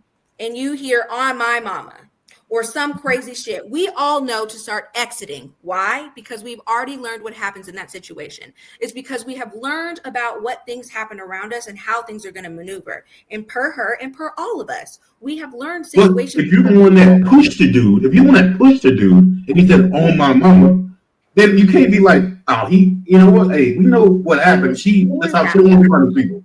You know what I mean? You can't do that. It was building up though. Like, let's not act like but it just came out of left field. Per her, that's how she was doing. Like, do you understand what I'm saying? Like they're just having conversation, and then he says something that she didn't like. Just like if someone said, just something in general that black people got big ears or some shit like that. That has nothing to do with me. But then for some reason, I show a lot of offense to it. And then, almost like you said to me, and then my attitude changes a little bit. So then it's like, all right, then so my attitude changes, then yours changes a little bit. So I kind of started, but the conversation I'm saying had nothing to do with you. You just took it. Right. So I mean, but you can't then judge that person and say, this is how I don't want to be around people like this. You need people who will just let you talk all the shit you want to talk and then just not say nothing. But that's not that we all know that's not what she was saying. Hey Ash, let me ask you this: if you were saying some stuff and I didn't like and I took it personal, am I justified to talk to you and call you a B word? No, and I'm not justifying her actions. No. I'm not saying that. I'm just asking. Like, if you said something that made me feel some type of way, do I have the go ahead to disrespect you? Everyone per me. Yeah, everybody can do what they want. That's what I'm trying to say. Everybody's gonna feel the way they want. If you wanted to call me a bitch, you were going to call me one, right? But if you didn't have to, you're not going to. If you don't want to, you're not going to. That's exactly how the other guy was. We can handle it in 72 different ways. I'm not justifying her actions. What I am saying is people are going to handle it how they want. She was triggered. She acted upon it. The drink was definitely glowing. She was doing a little too much. But if that's how she feels, that's how she feels. And I completely understand on how she feels per how she feels between him and her. She saw something she didn't like, and she's allowed to. We're allowed to react to different people. I can pick somebody out and I can see it. I literally spot them a mile away and be like, nah, I know I don't fuck with that one. That's just how it is. You learn from experience. Is it okay that she said all those things? No. Like, she called him a whole bunch of names. I don't think men move that way, because if I was about to get in my car and I've been drinking a little bit, I'm a grown man, and my boy's like, bro, I don't think you should drink that. I don't think you should drive. And he takes my keys because I'm gonna fuck some shit up. Instead of him being like, you know what, bro, you're a grown man. Go ahead. Hey, do what you gotta do. Like, you know what I mean? Like that's not a friend. That's not cool. I can do whatever I want to do. I'm a grown man. That's my car. I pay for alcohol. I get all that shit. But to be a friend or want society to be good, you gotta pinpoint what's not good thing, what's just not good, and lead those people in the right way to say, hey, I know you can do this shit on your own, but that's probably not the best way to handle it. I agree. I agree with Courtney on this one, man. It's like, I think the whole premise of this video, I mean, you can take whatever you want to take. You can take whatever you want as disrespecting and everything, but I think the main thing is this was a good illustration of what a lot of men with sense are talking about when we warn like women, like, don't be just talking crazy to any guy. It's like what is called, Courtney, pre-active protection, proactive protection instead of reactive protection. Yep. Right. So I would see, like, if I was a dad and everything, and say my daughter, she described this guy right here, I would say, well, more than likely you probably just need to, before it get crazy, remove yourself from the situation, because you just don't know how it's going to go. If she do the opposite and flip his hat because she don't like the words that he said, then he choose to go upside her head and all that stuff. I ain't gonna say it's justified. I don't condone hitting women and everything, but I think these are one of the things that men are trying to communicate with women. Like, just because you feel something, this, that, and the third, don't mean you can just display that and get all in the dude's face and hit his hat and all that stuff. And how we see how this is, she tried to. Oh, I didn't see but that he yet. backed up. She tried to flip his hat. Yeah, I think that is and then this is a good illustration right here. She was the aggressor, right? Yet the woman is going to him, his hands up. He like, I ain't trying to have no problem. This woman with the pink is laughing and trying to get on him to not react, but she can do whatever she want to do. Now, if this was the other way around, the host would have got up. People that was in the camera would have got up. They would have did a whole bunch of stuff. So I think that's what Courtney was trying to allude to. Like women need to like be careful when they interact with men in this way. If you do not like what you are more than welcome just to get up and say, hey, I don't like how this is going. I don't like him. F him. I'm gone. Right? No, she fed into it and actually was acting worse than everybody on the show.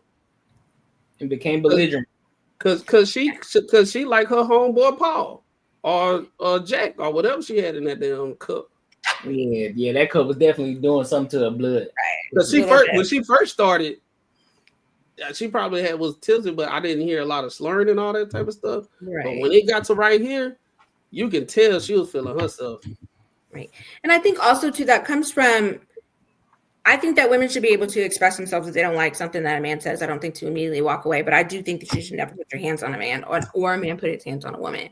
But I also think like there are situational awareness when like he also knows not to like hit her. Now other men, there are men that will, but like that it would be unnecessary just because she called you a whole bunch of bitches and hoes doesn't mean you need to throw hands. Like there needs to be that level as well. Like I don't think women should just shut up and not say anything, but I also don't think men should just be putting their hands on women.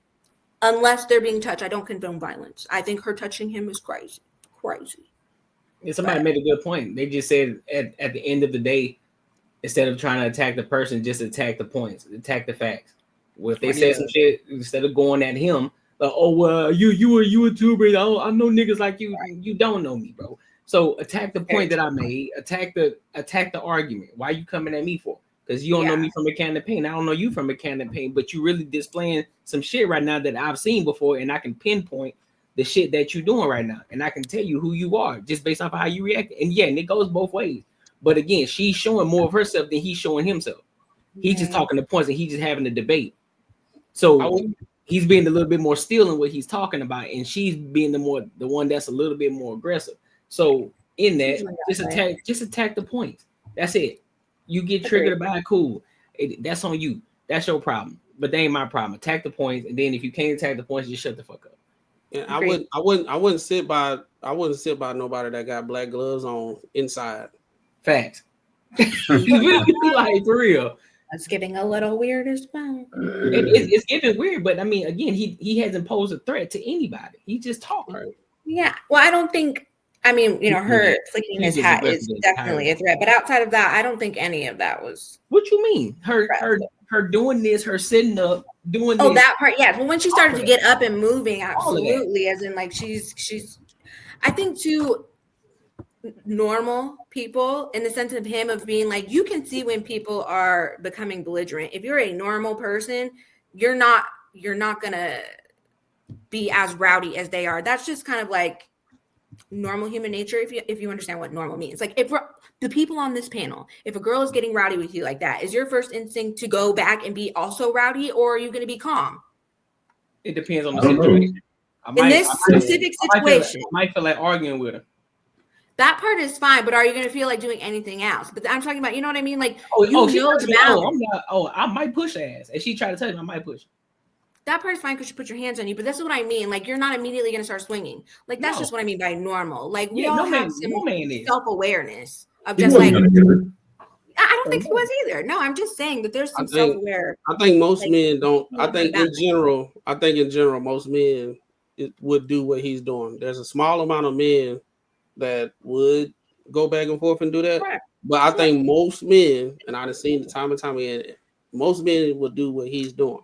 Yeah. But the thing, I think what Courtnee is alluding to is we don't live in an absolute world. So we can't say just because most would do it, you might get the right one that day that ain't got no sense. And that's the proactive protection that I think a lot of us men try to tell women, don't put your hand, just because you don't like the dude, don't put your hands on them, don't get up, because if he was a guy, right? If she was a guy, the way she raised up and started doing this and all that stuff, he would have raised up and he was like, what you trying to do? Facts. That'll be the first question. What type of time you got going on? What you trying to do? What you want? But we literally honestly seen that because that's what happened on that Joe Budden podcast when we covered. Guy sitting in the chair. Yeah, Buddy stood up and then she was getting escalated, and the shorty that was in the room was like, hey. And then Joe was like, hey, don't do that shit on this floor or whatever. Like, y'all better take that shit way outside the building if y'all gonna do that.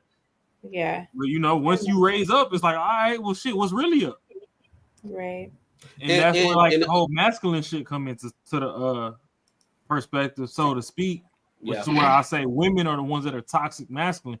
Because as a man, whatever the fuck I gotta do to protect what I gotta do to protect what I got.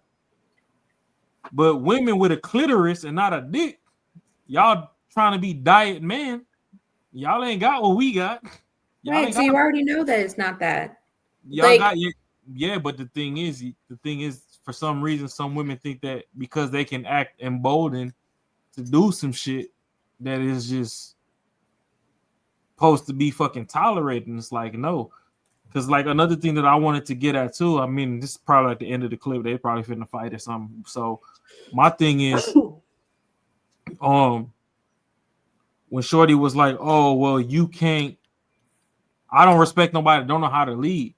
First of all, no disrespect to women, but toxic hood nigga gonna jump off the porch. Bitch, who the fuck are you to tell me that I don't know how to lead? Just because my leadership style don't match what the fuck you fucking was daydreaming about don't mean I don't know how to lead. Did you sit back long enough to realize what the fuck I got going on? Or just because the first two fucking bullet points ain't fit your fucking schematics, you just think that, oh, I don't know how to lead, so I'm not gonna listen at all.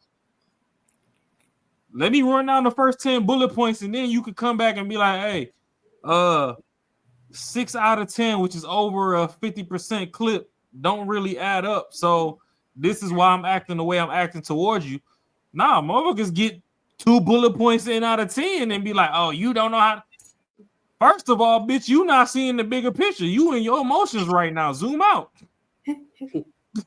Exactly. yeah. Because it's not working fast enough, then you disqualified. I need it right now.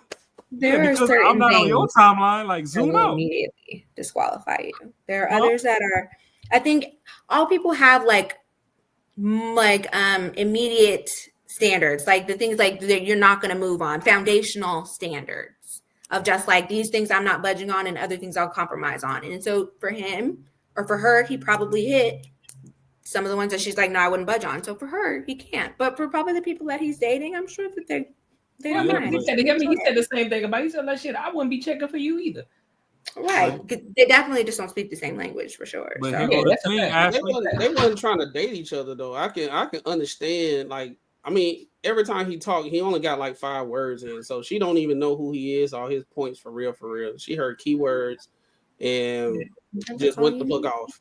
So, 3 words is all you need. So see, that's what Rob was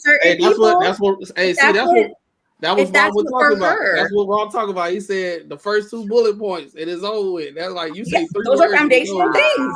If he faltered on foundation, her, not you're not gonna float everybody's boat, and that's okay. But you got to give him time. You got to give him time though, because it's one of the things. If he said foundational things that he doesn't do, why would she give him time? Now I'm saying as a friend, just conversation, sure. Ash, I got a question. Okay. Are we building a garage or are we building a house? Depends on how you build it. It takes more than 2 slabs of foundation to build a house. Right, but it also takes a lot of work to build that house, and I need to know how you're gonna build it to get there. So if I only pour 2 slabs, that's enough to hold an RV in the garage. But did you tell me how you were gonna get there before you started pouring the slabs? I ain't gotta tell you the shit. Pass. I want communication. Hey, check this out. Everything needs to be communicated, but it needs to be open. When y'all go I'm to not gonna church, let you lead me blindly. And this is not you personally. This is the greater 80% of society. Okay. When all these women that gave the pussy to fucking 40 niggas and then they go into church and they trying to find the Lord, do they disqualify the Lord after the first 2 points? Or do they wait and find understanding into the bigger picture of what the fuck the Lord is telling y'all to do? The Lord is fine. I'm not wasting my time with men. So no, I'm you're just not going to asking. show me up front. I don't want to hear it. I don't gotta show you nothing up front. I'm not I telling you I'm not telling you I can make you orgasm in 5 minutes. I ain't gotta pull the dick out and show you that shit. I'm showing you how I'm leading. I ain't gotta show you that up front. And that's okay. You gotta trust me and see the bigger picture. If you come to me and I got a 6-bedroom house in a G-Wagon, what the fuck else am I gotta show you up front for you to fucking realize that, hey, with or without you, this program is on a roll? Now I need to know, are you emotionally intelligent? Do you know how to communicate? There's a whole bunch of things. But other women, that's why people get married. And everybody finds their person. This is why I'm going to dive into my toxic hood nigga bag and be like, bitch, fuck your feelings. Shut the fuck up and let me lead. And I'm going to exit. Thanks so much. And that's okay. And I'm gonna Find be someone like, else to hey, bullshit that with. ass still fat. Marcus though. was just Stomp talking harder about when it quiet jiggle. women. But bye, bitch. Find a quiet one that doesn't care. I personally, you're gonna have to use your words over here. Yeah, but that's okay. So here go the thing though. So now when we be like, oh, we gotta train our bitch. Y'all got a problem with training. Y'all got a problem with these keywords. I remember this, yeah. Exactly. I ain't trying to hit your triggers, but I'm just gonna bring it full circle. It's fine. I'm not triggered by that anymore. We already talked about it. And I love you for that. Ash, Your smile's so beautiful. I love you for that. But Ash, how long? Go ahead, Matt.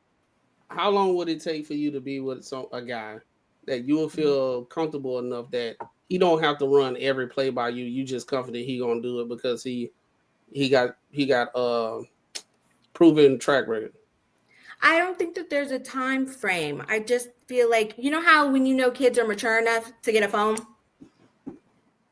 I see it as the same thing. You know, like, because it really doesn't matter the age as long as your child is mature enough because they've shown you that they're mature. Not saying that you need to wait 9 years to do it. I'm just saying in general of when you find a child that's mature enough to have the phone. Instead of being like, oh, I'm going to give it to her at 15, she might get it at 9 because she's mature enough for it. Because she's shown that. I got a question for you. In the middle of that,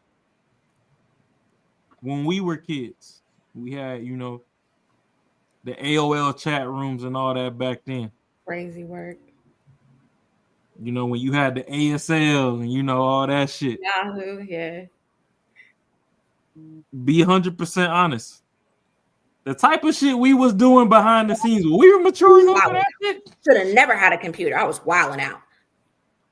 But still responsible. There are other attributes, though, that led me to still be responsible. I'm not saying that everything has to be perfect. Yeah. You're so beautiful. My bad. Go ahead. Yeah, so that's my thing. It's like a lot of these people ain't mature. The problem is, as a parent, a lot of parents just reach a breaking point at the anxiety because they want to control certain metrics, certain factors, and that's why you give your kid the phone. You know right now, especially with Apple products, if you want to go Apple over Android, especially with Apple products, you know that you can track that bitch wherever the fuck is at by yourself. You ain't gotta depend on the police department. Right. You can do find my device and figure out wherever the fuck that device is at, as long as it's within your network. Yeah. So did you really trust that kid, or did you just want to add extra parental guards?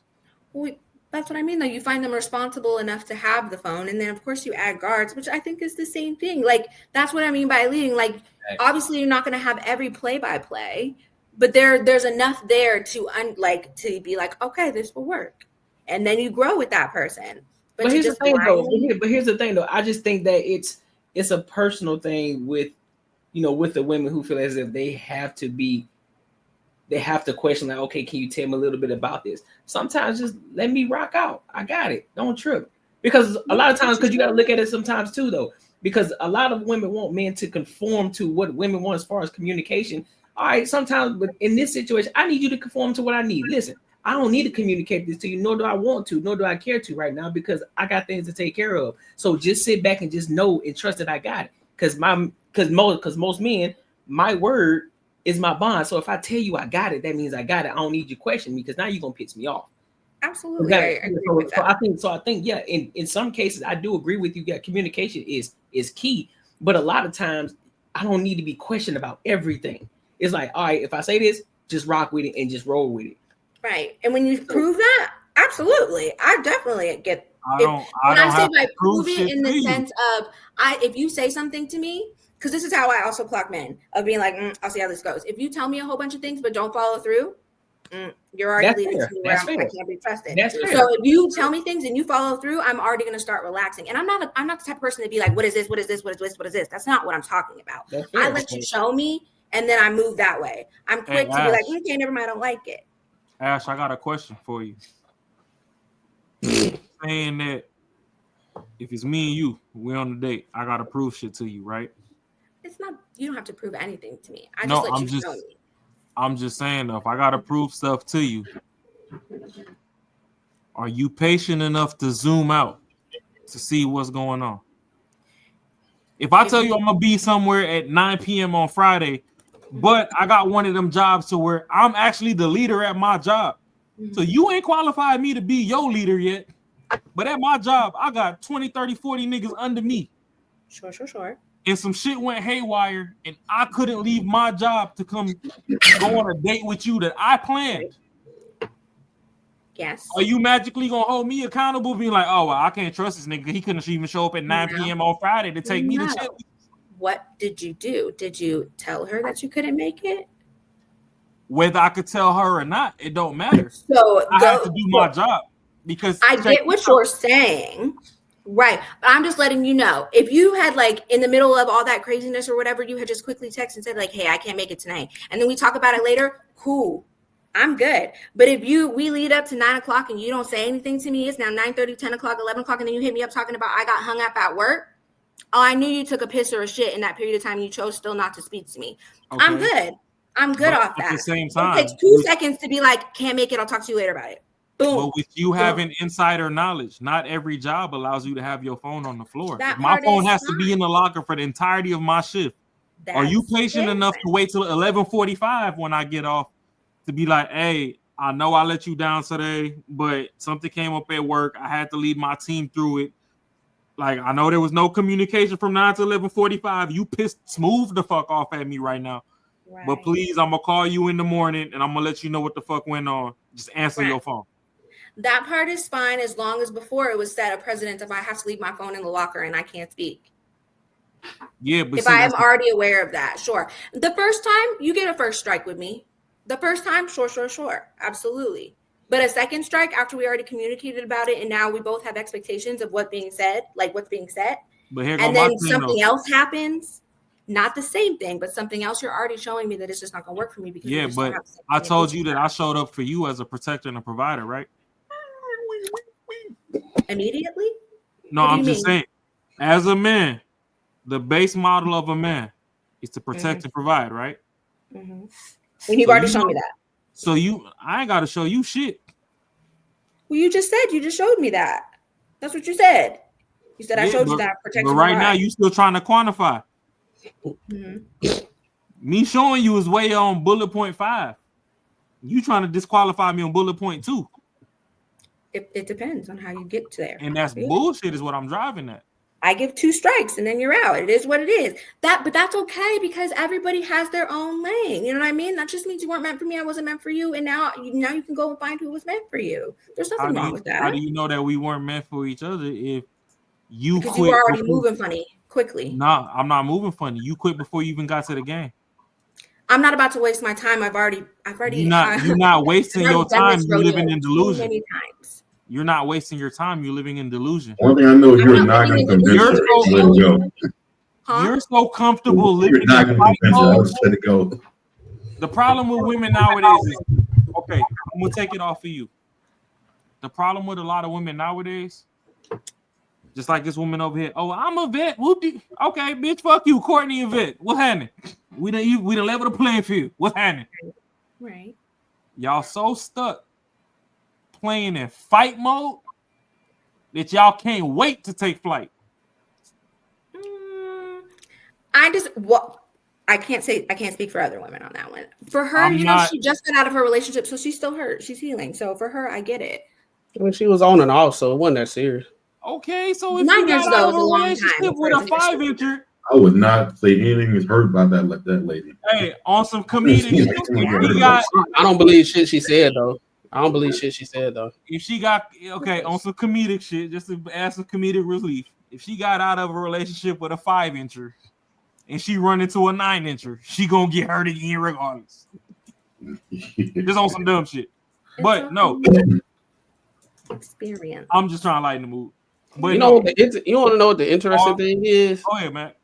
You know what the interesting thing is that I think a lot of women don't appreciate from men in general? I ain't talking about ain't shit, man. I'm just saying average men, good men, men ain't shit, whatever. I think a lot of times y'all don't really understand how much men are going through this thing called life and we figuring it out. And we just trying to do the best we can do.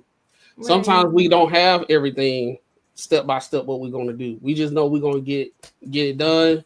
We're going to figure it out. and we're gonna go through that tough patch, and whatever happens, we're gonna go through it, and we're gonna figure it out. I think sometimes a lot of women, they look at that, oh, he don't know what he's doing, so I'm questioning him. What we gonna do? Blah blah blah blah blah. You be like, look, I got it. Don't worry about it. Oh, I'm unsure. I'm gone. Right? But there's no handbook about like how to. There's things that you can learn from your dad and all that type of stuff, and you can have like certain instincts and stuff. But when you're going through life, you buying your car, you got your house, you done lost your job, you got to make something out of nothing and everything of that nature. I don't think a lot of women, not saying you, I'm just saying in general, when these conversations come up, I don't think they really understand what men actually go through when we don't know the actual steps, but we just know we have to get to this point and we figure it out.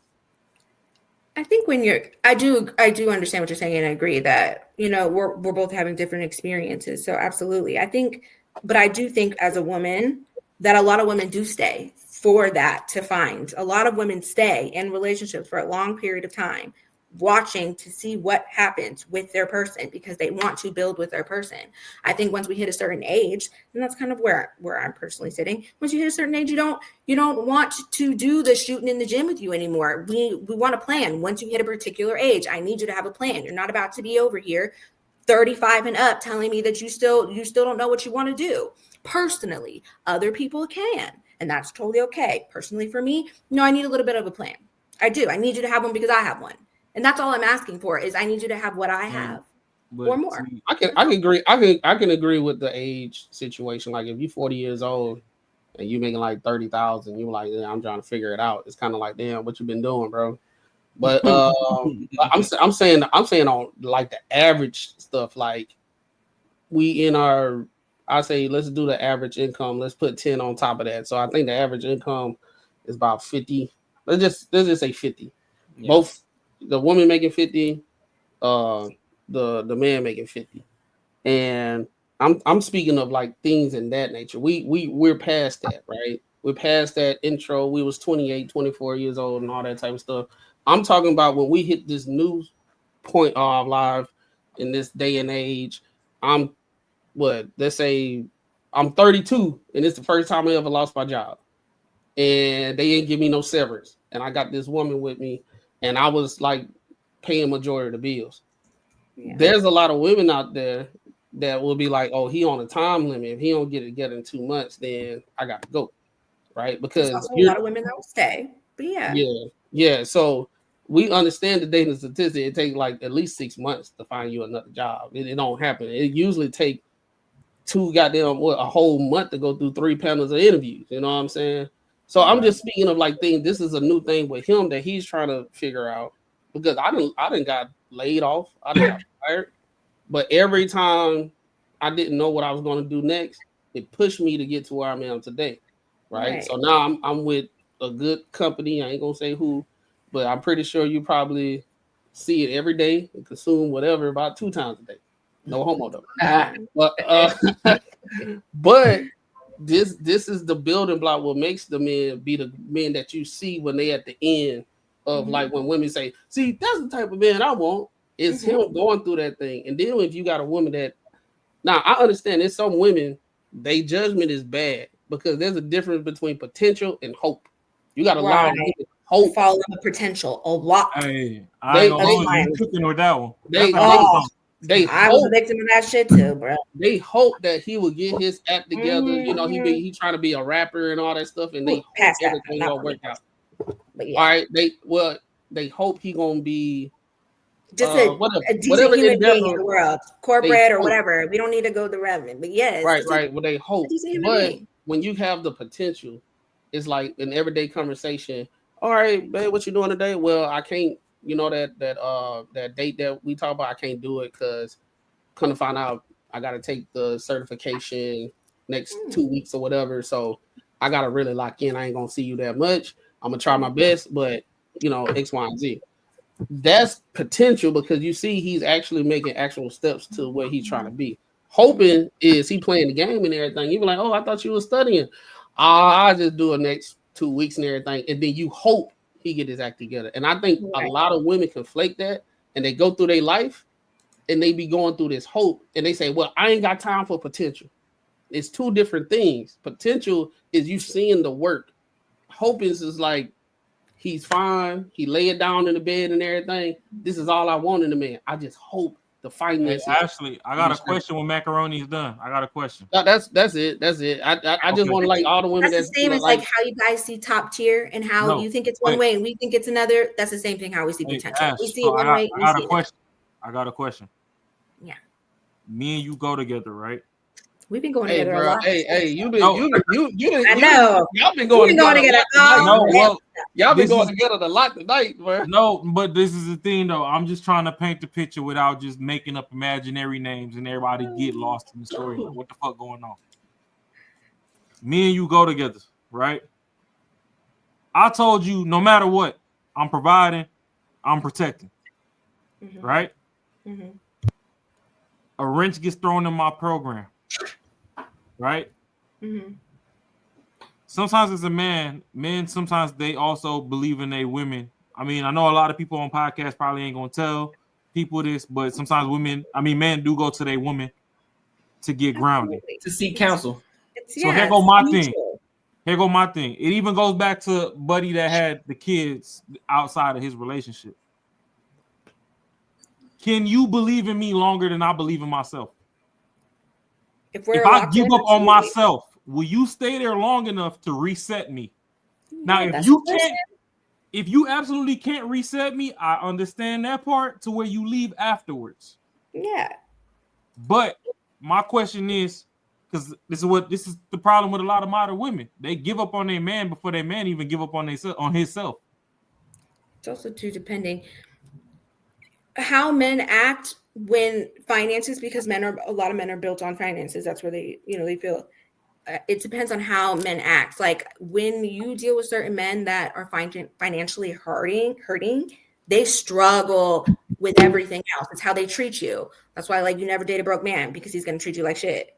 But that's the thing, some though. that are like that. That's why we I'm not come up going, with that thing. and I understand that. I'm not going to tell you to subject yourself to a man to where when you got into a relationship with him, he was financially broke, because before he became financially broke, other processes in his system broke way before that.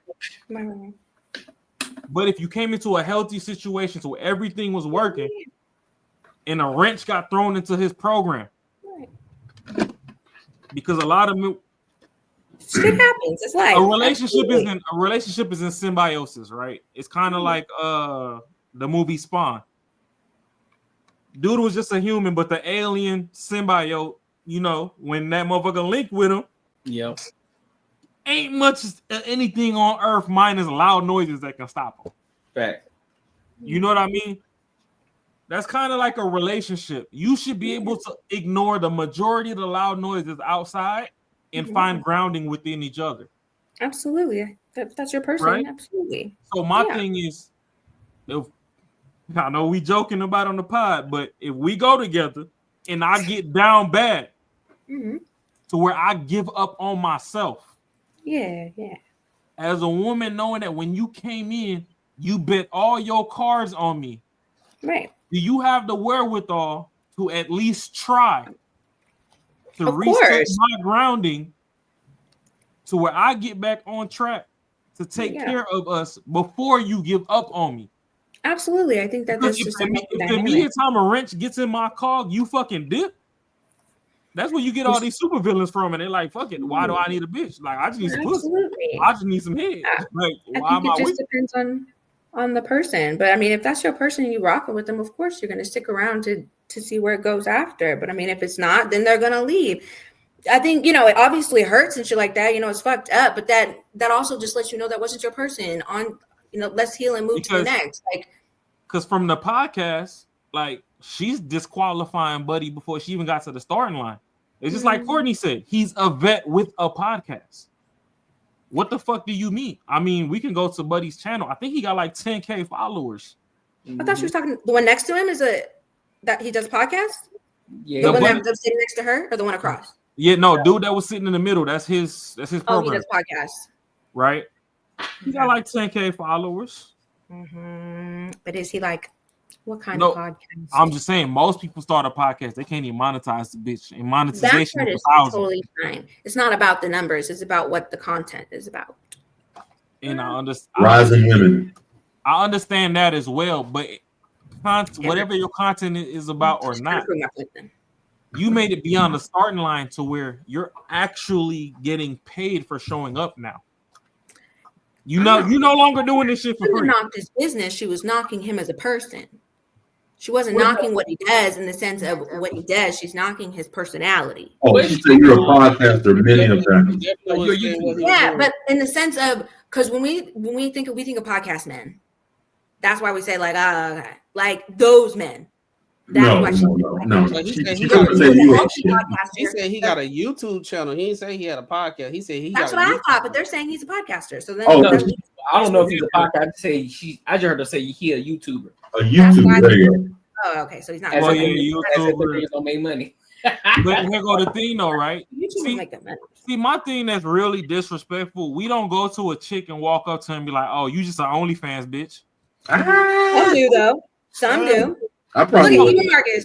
Thank you. I know, yes, but the thing is, if you can capitalize off of it, whether we agree with it or not, we let you rock. Yeah. Some don't. Let's back up, because there are a lot of people that dog women out for their past and their current all the time. That's literally how podcast men are made. But it depends on what they're trying to do. If they think they can hold up with just say Donald Trump in a conversation and they think they deserve to be in those rooms, then no, you'll get dogged. But yeah, if you just say, yo, I'm making money, cool, no, it doesn't fuck. No, do you think? There's a lot of podcasts. I'm speaking in the spectrum of the majority. The majority of dudes is like, I probably wouldn't marry you, but we could go get dinner or something.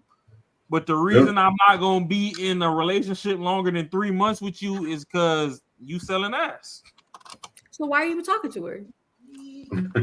Just to get some ass. He wild about taking him out the well, the reason I'm talking to you right now is I seen the highlight reel and it was hitting, and I'm trying to review the tape in person. And that's valid if you're honest. I think people want F buddies. There's nothing wrong with that. Just be honest about it. I seen the highlight reel. I'm gonna take you some whole. We not finna go get 50 Flow Hibachi. I know the motherfucker that served the food at that hibachi spot. I'm taking you to that hole in the wall where they don't know me, they don't know you. Facts. I'm gonna see if the in real life experience was like the highlight reel. Duck off. But yeah. I can't take you nowhere where anybody know us. But I get it. No. But I'm direct. It's a dog-eat-dog world, so it is what it is. But yeah. I'm just letting you know why some people will entertain you for a short period of time. I know why y'all do that shit. It's fine. Hey, the highlight reel look glorious. I might have to see about it. But yeah, I think she was wilding out. She did go a little extra. I understand her on, how she feels about him that's just what she feels. I get it. The stuff that you've been through, you can see through men sometimes. But did she need to do all that? No, there was a little drink in her cup. Yeah, handled it well for what it was. My problem is a lot of women, they step into this lane to where they're shoulder to shoulder with men on a daily basis. And then they embolden themselves to thinking that, I'm not gonna say that they're equal, but they do think that to varying degrees they can stand at damn near shoulder to shoulder with men on a daily basis. And it's like, no. At the end of the day, femininity is y'all chilling, y'all fucking shit, and y'all actually believe somebody that sets a lead. It's y'all superpower. That's what it is. And masculinity is somebody that knows how to create something out of nothing. Men don't have a fucking manuscript as to how to be a man. That's a day-by-day play. So sometimes I don't even know what the fuck I'm telling you to do, and you believe in me. But I just feel like, when I did 100 bullet points and I rounded it down to 80, this shit makes sense.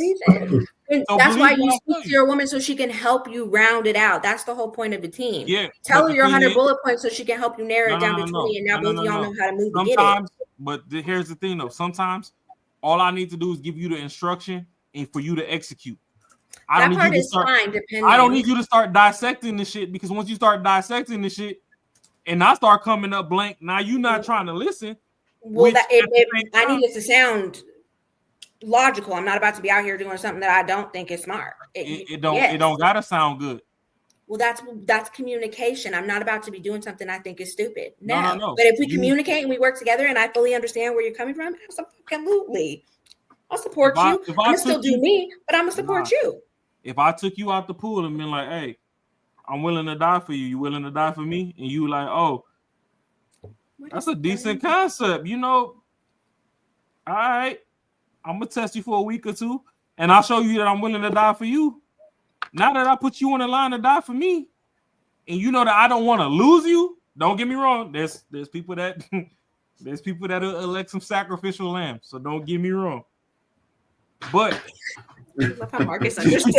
Ain't down for nobody, man. I don't give a fuck. Don't get me wrong. It's some crash outs out there that will really elect some sacrificial lambs. But once I showed you that no questions asked, I'll die for you. If I give you some instructions and be like, "Hey, would you die for me behind this?" And you know that if shit hits the fan, I'll damn near be like, "Fuck it, we die together." You gonna still question me? I think you need to use different analogies, because you're just going off of death, and I'm like, what is that serious for it to be like, you're gonna die for me, I'm gonna die for you? And we're just going to the store. What do you mean? That's the beauty of being a woman, right? And I appreciate that. You know what I mean? You got because a man, we don't gotta question this shit. And that's just we like fuck it. Know? The deep end is the deep end. I done did this equation 100 ways, and I realized, you know what? There is a 60% chance that I make it. 60 is greater than 50, so we over half and half.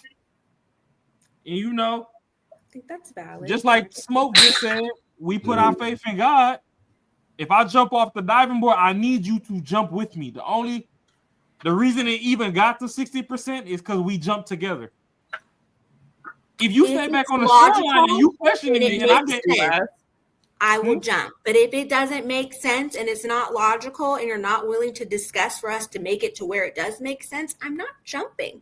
But you can find somebody who will jump, and that's okay. And honestly, now I see why there's piss in the dating pool. You can see that. I see it as in, because you think that I'm just going to blindly jump off nothing. That's why I think there's piss in the dating pool. So it's okay. Whatever it is you like. I'm gonna leave it at that, because the thing is, but if we've grown something, sure. But until we got up to the jump off the bridge moment, I done showed you 1,000,000 times that that's different. You know what I mean? So show me if at some point where we're at, oh cool, I'll do it. Even in the Bible with the disciples, whim, absolutely. If you've shown that is something that can work, in the Bible, we spend 60 grand and we only got 80 grand in savings. Fuck yeah, do it. I'm here in the for Bible, right? Even in the Bible, there was 12 disciples. Jesus knew 1 out of the 12 was going to betray him. But he knew 11 out of the 12 were going to shut the fuck up and just do as told. We rocked out. That's why you gotta find your person. So don't question me. Don't question me 12 times. Are you willing to rock with me 11 out of 12 times to get to a goal? But for me, why would you need to question you 12 times if you communicated the first time? I don't have to explain everything to you. Everything doesn't have to make sense. And we're just gonna keep going back and forth on this because we aren't meant to be together. And I agree. No, I agree. I agree with what Raw is saying. Like everything is not gonna make sense all the time. So sometimes there's gonna be points where, listen, I know where we're going, but I can't necessarily explain to you just yet how the fuck we gonna get there. But I know that's where we're going. So I need you to trust me. So in that aspect, you don't need to know everything. It's just that is fine because we built that. Hey, but no, so it's like I ain't gonna lie, the yak kicking in, so I might not be no, so like I might not be getting the point all the way across as I want to, but my thing is okay, so like you got Bill Gates. hey, you know what Raw's been drinking? He trying to focus, he like, all right, boom. Yeah, nah, I'm boom. Hey, no. So my thing is okay. So boom. So we got like Microsoft, for instance, right?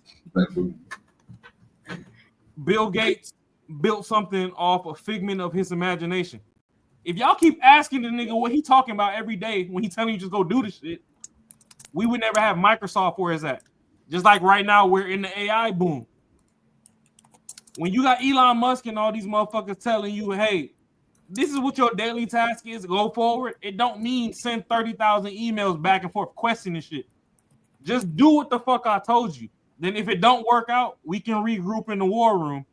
But I'm the one with the idea. I'm the leader. You're the follower. I'm the one with the idea. I've already done 37,000 fucking processes of elimination, and I figured these 5 are probably the path of least resistance. Go out and follow this, and let's just see where we get to. If you keep questioning me on that, you fucking up off the rip. Yeah, that's different. Absolutely. Yeah, so that's my only thing. Is like once it's built, my thing is if I'm the one with the leadership plan, man goes to God, the woman goes to man, the children go to woman. If I done already went to God, who are you to question me all the fucking time when I done told you to do something? Instead of you at least going out and trying it. That's the thing. A lot of women, they don't try anymore. That's why I'm going in general. What is considered trying? What are you wanting them to do? Just because you was over there with Dirty Dick Demetrius and Big Bo's fucking Bo, don't mean that when you come to me, because your last 2 fucking attempts failed and you feel like this shit is slightly aligning with some dumb shit that you chose off some bad judgment, don't mean that you fucking question me.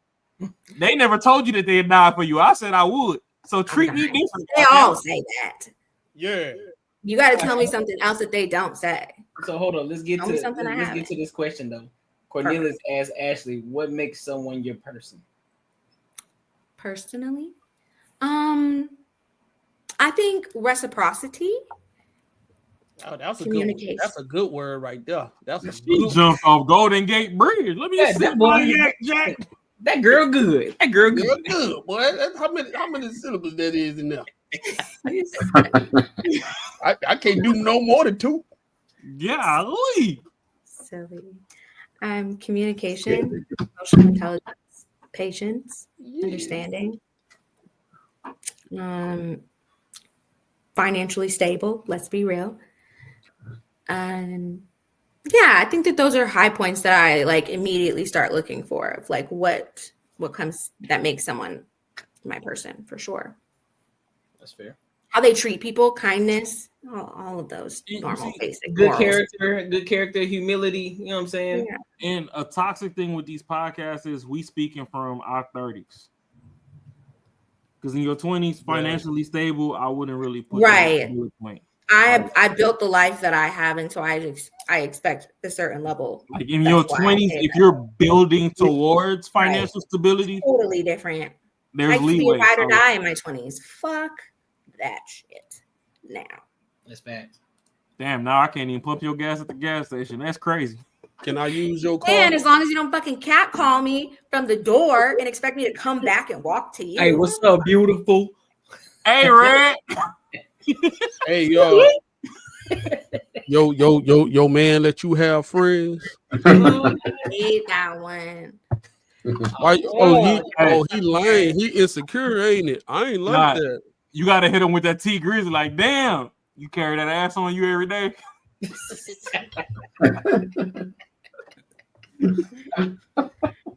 Where my hug at? Where my hug at? I'm like, yo. You're giving me goosebumps. See, next thing you know, you see a pump of gas. Damn, she got goosebumps that- is wild. Not the that sundress PTSD on the pod. You see that sundress is over with. Well, yo, if I put 50 in the tank, you'll give me 10. Hey, Courtney, What's up? I ain't gonna hold you. That sundress with no panties on be hypnotizing sometimes. That's what y'all in sweats are the same way. We see in the same. Hey, Gray sweatpants. Stop Hey. it. Hey. Out here looking like a whole bunch of sluts. I'm gonna concede at the middle line of the battlegrounds. Listen, bro. Listen, that's our cue. That's the cue. That's the cue. That's the cue. Hey, but Courtney was asking questions too, though. What's up? Oh, who asked me? T Smoke? Nah, Cornelius. He said, once you deem them your person, how much are you willing to struggle to go through with that person? Is the point that when you quit cause that person is for you? If you So, like, broke, just say that. If you broke, just say that. I'm in tears. Dying. That's nasty work. Well, I'm not gonna be in a situation like that, but to be broke. But I think that I'm okay with if that's my person, I'm down. You know what I mean? Like you always have to find out like how that person reacts when they're angry, how that person reacts when someone dies, how that person reacts when they lose their job, things like that. So if that's my person, like I'm a rock with you. Like because even if the outside is loud, the inside is still us. And I'm good with that. We can make some shit shake. We can make it through. Because if it's not you, it's gonna be me. Like that's how I see a team. Okay, so I rock with that. I rock with that. So all money aside, I have one question for you. No broke boys. No. My nigga full of questions today. Hold on. So in a male-female relationship, right? Y'all locked in one-on-one. How much struggle does it take for you to endure to where you actually lock in and are willing to move forward with that person without you giving up and just like, you know what? I'm just over it. I'm not going through this with this person. Like, how much do they have to show on a woman's perspective? How much does the male have to show for you to go forward? Especially like, let's say in your 30s, because I can still tell probably in your 20s, you probably done moved past a couple heartbreaks. Oh, so that is into your why 30s, I am the way I am now. yeah. So like 30s and 40s. I've been through a lot. So how much are you willing to endure with your person to where you can work through it instead of just giving up at the first sign of some shit that you went through in your 20s and you like, oh no, fuck this, I'm gone. Right. I think that it depends on how good our foundation is, to be honest, because it all really depends on what the situation is. But I told you that word. Foundation. It depends on how much we built it. You know what I mean? If there's too much going on in the first 2 months, I'm good. Honestly, in the first month, I'm good off you. You know what I mean? So, but if we're in for a couple of years, like at that point, especially because I'm intentionally dating, we pretty much we're locked in at that point. Where currently I am in my life right now. If I'm with you that long, you're most likely my man. So I got you. You know what I mean? And we're unhappy continuously for long periods of time. There hasn't been like a recovery point. It's not us anymore. It's everything. That is probably when I'll exit. But I do understand the ebbs and flows. You know what I mean? It's not going to be rainbows and sunshine all the time. I don't expect perfection, but I do expect connection. I was just wondering because a lot of people hop on this internet shit and then they just so fucking polarized and toxic. Like, not over here. Like, don't preach therapy to me, and then you ain't even fucking recommend your therapist to me when we together, and you just gone. Like, hold on, shorty. All this shit you saying online sound good. You ain't even fucking practice that shit in real life. Like, practice what you preach. At least. What I talk about, I preach. That's my only. So basically, Ash. So basically, what you saying is, we got to close this one now, bro. Okay, all right. I ain't gonna say nothing. I'm gonna shut up. Nah, let Matt cook. I'm done. Let Matt cook. No, I was just going. It was short. So basically, Ash, to sum it up, if a guy get through like the basic requirements in say about 2 years, you'll like I guess like you'll have more faith in that person to go through life together. Absolutely. And I probably will after the first to second. Yeah, for sure. You know what I mean? Because I'm weeding them out in a couple of months. So yeah, if we make it that long, you're most likely I rock with you hard. What if he say, can he borrow your car? Why doesn't he have a car? No broke boys, no new friends. Now that's different. He got into a car accident. He need my car for the next day so he can go to the rental company. Absolutely. Let's be fucking real. But like, I'm not dating a man who doesn't have a car. No. But what if he ain't got no credit card, so he got the ride. I'm not dating a man that doesn't have a credit card. And then he gonna pay you cash though.